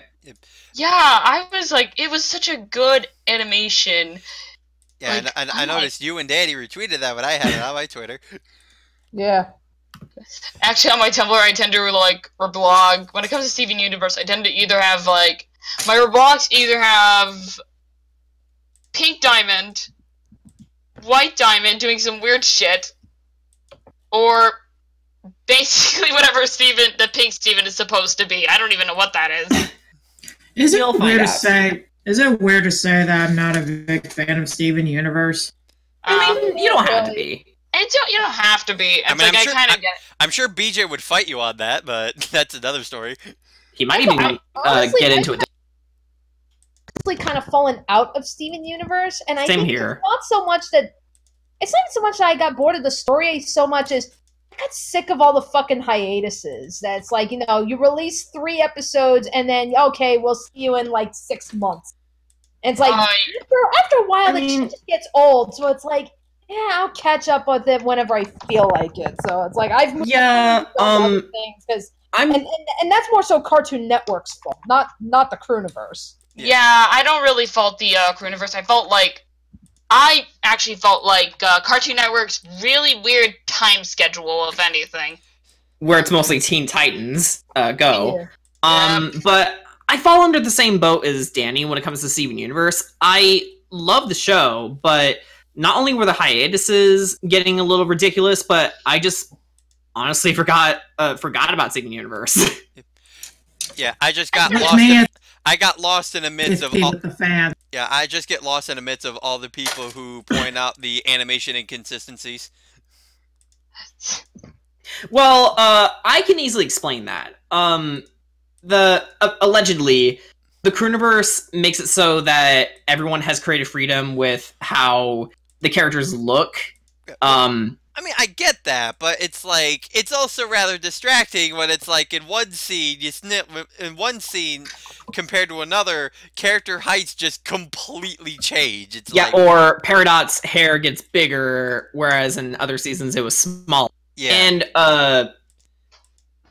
yeah, because it's like, I mean, I can get, like, seeing other people's, like, animation styles and everything, but at the same time, it's like, you gotta try to make the characters look consistent. Then again, Steven Universe never really adhered to standard writing for cartoons. In fact, like their stories, not scripts, but what's on the storyboard. Well, I'm not so much. Pull it out, apparently. Well, I'm not talking about like actual story writing. I'm talking about like imagery and actual animation, like how characters look. Oh, I know. I was just saying that in comparison to how they approach writing. So they probably approach animation the same way as they do with writing. Which I can understand with writing. It doesn't work the same with animation. It's way too distracting. It is a little bit. Meanwhile, I kind of want to check out the Amazing World of Gumball because I think it's got a really good, unique art style going for it. Gumball is great. It has everything. I've actually seen a couple episodes of Gumball, and that's mostly because, you know, I'm the kind of person, like, I need white noise when I go to sleep. I cannot sleep in, like, pure silence, so I always have, like, the TV on. And it's like, you know, yeah, I mean, I'll just put on, like, Adult Swim. And oftentimes, like, yeah, I would wake up at, like, you know, I wake up at, like, 8 o'clock in the morning. I'm getting ready, you know, to get ready to go to work. And, yeah, I end up waking up to Gumball. It's like, if I'm not waking up to Teen Titans Go, I'm waking up to Gumball. And it's like, Teen Titans, I'm just like, yeah, whatever. But I've seen a couple of funny episodes of Gumball just from waking up. Yeah. Gumball is a very meme show. I like it because it took a pot shot at the SJWs on Tumblr. Yeah.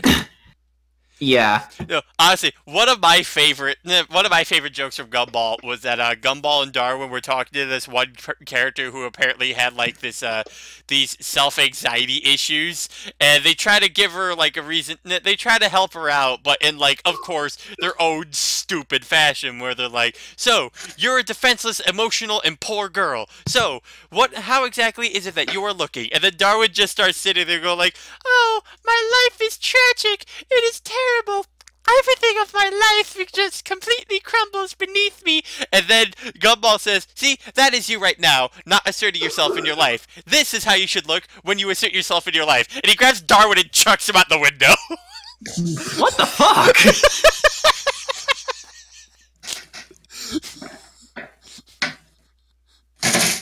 Yeah. Okay, I'm back. I had to talk with like my apparently, yeah, my mom needs to use my phone, so yeah. It's all good. Apparently what she told me what happened was that her phone basically fell into water and it kind of stopped working. So it had to go in for repairs, and it's like, oh. Why didn't you? I take it you don't have rice. Yeah, she's actually using rice, but it doesn't still work, so she had to go get it in for repairs and has to wait for, like, I think Monday. It's like one of those things. Oof. Yeah, it did not work. It was, like, turned off, so it's like, wow.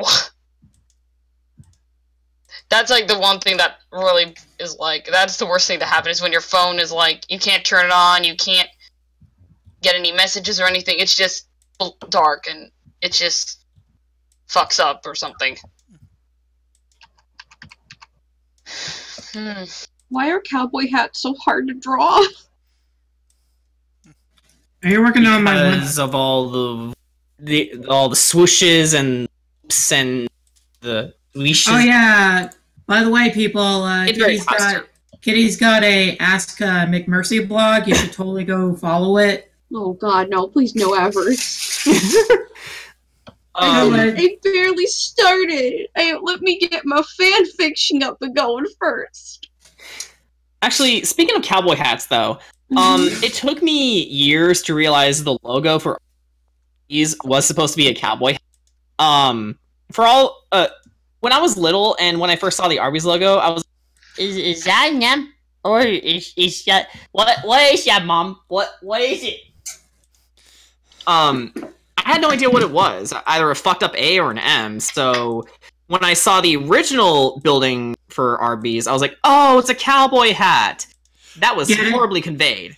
Yeah, and it's supposed to be our beef.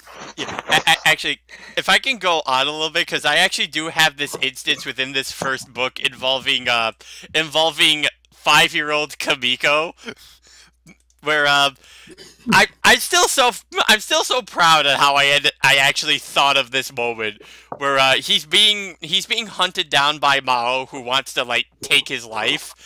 And Kamiko's like sneaking about the house, and he ends up being able to confront with his mom, and she starts telling him that you need to get out of here. There's a dangerous man who wants to do bad things to you. So she tries to get him out, but then Mao catches them in time before he's able to make his escape. His mother has this horrified look on her face. Meanwhile, little kid Kamiko's just looking at this guy going, "You're not a purple lady!" Oh my god. So Who are you again? And I just think the best part's not just the fact that, you know, he still goes on about, like, because when he first sees him, like, 'cause he associates the color, like, he associates pretty colors with genders, because he's like a 5-year-old kid, doesn't know any better. So he's like, who's the big purple lady? But I think the funniest part, though, is not just the fact he keeps up the whole, you're not a purple lady thing, but more so Mao's response to that is just a deadpanned, no, I am not. Did you just assume my gender? Oh god. I thought that meme. Oh Okay, dear. I'm sorry. Oh, I'm sorry. the Oh my 1,000. god, I found a puppers. Oh, the 1,000 gender. Oh, that's adorable. Look at that little guy. The paws. The paws. The 4? He's a wolf pupper. I want him. Jen, buy him for me. I need 20 of him. Oh my god. That is so cute. Okay, Aw. so I'm gonna send you guys an image, and I want you to point out what's wrong with it. And Kitty, stay quiet because I know you've already seen it. Let me see. Post it. Oh dear, I've seen this. Oh.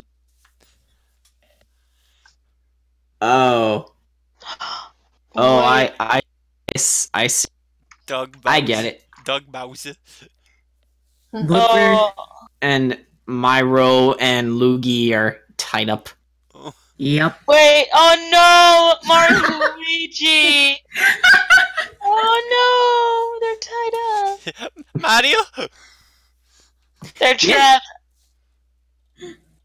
I just They're getting ready for Bowsette. Oh no. Oh god, Wait, no. You called for me. What? Oh no. Who are you? I found it. Actually, I remember seeing. Speaking about Zed, apparently I heard that the whole the crown is only for Toadette. Yeah. Sorry, Luigi, you can't use it. No, like that's Lame. gonna stop the internet. Yeah. I mean, they already put on Everyone's a love chain for chomp. Bowsette is clear. Yeah, everyone already put on a chain chomp. Oh god. Chain Chomp Bowsette is adorable. Hey guys. Huh? When they tell you to lighten up, but you've been dead. Same. Izawa. Oh god, Izawa. That's kind of perfect. Yeah, you know what? That is Aizawa in a nutshell. It's like, I fucking hate my students. Every single one of them. He's not. Although deep down he actually cares about them. He does. I fucking hate all of you. I hate them, but I love them. Like, yeah, in that way. I hate every one of my students. I have one who keeps breaking his limbs. I have one who keeps blowing everything up. I have one who, for some reason, has a bird head. I have one that's a fucking pervert. Isn't that the one that wears the diaper? The perv, yeah. Yeah. You think about the diaper first, but not the hair? And I have two fucking idiots. I have one who electrocutes himself and just goes full dumbass. Yeah. I have one who can float about places and doesn't have a single mean bone in their body, and I hate that because I have no reason to hate them. Yeah, it's the bird of paradise, and it's all. Oh my god! Look at the resemblance. Oh my god! Oh no! Oh my no! Okay, how does paradise do this? Oh, I'm actually legitimately curious how it does that thing. What? Oh, it's kind of like a peacock kind of deal. Oh, actually, I remember seeing something on Tumblr just recently, just today. It was an image of Big Bird with All Might, and it was so adorable. Yeah. By the way, anyway, yeah, I think honestly, I'm gonna end the stream here just because this is gonna be a really big part of the panel that I'm making. I know I'm not gonna finish it by like the end of this. Well, you got a lot of really good progress on it so far. Oh yeah, I did. That's really good. Yeah. That's really good. Yeah, we only had one casualty. This poor dragon here. We have the dragon pun. Yep. And you also had one casualty with Palutena. Huge. I mean, I'm sure casualty is debatable. I don't know. I'd say it's a pretty good. I'd say it's a pretty good precision up strike. So, yeah, I'm gonna be ending this off here, and I'm probably gonna get fucked by a goddess of light. So who knows? I hope you guys enjoyed this stream. So good night, everybody.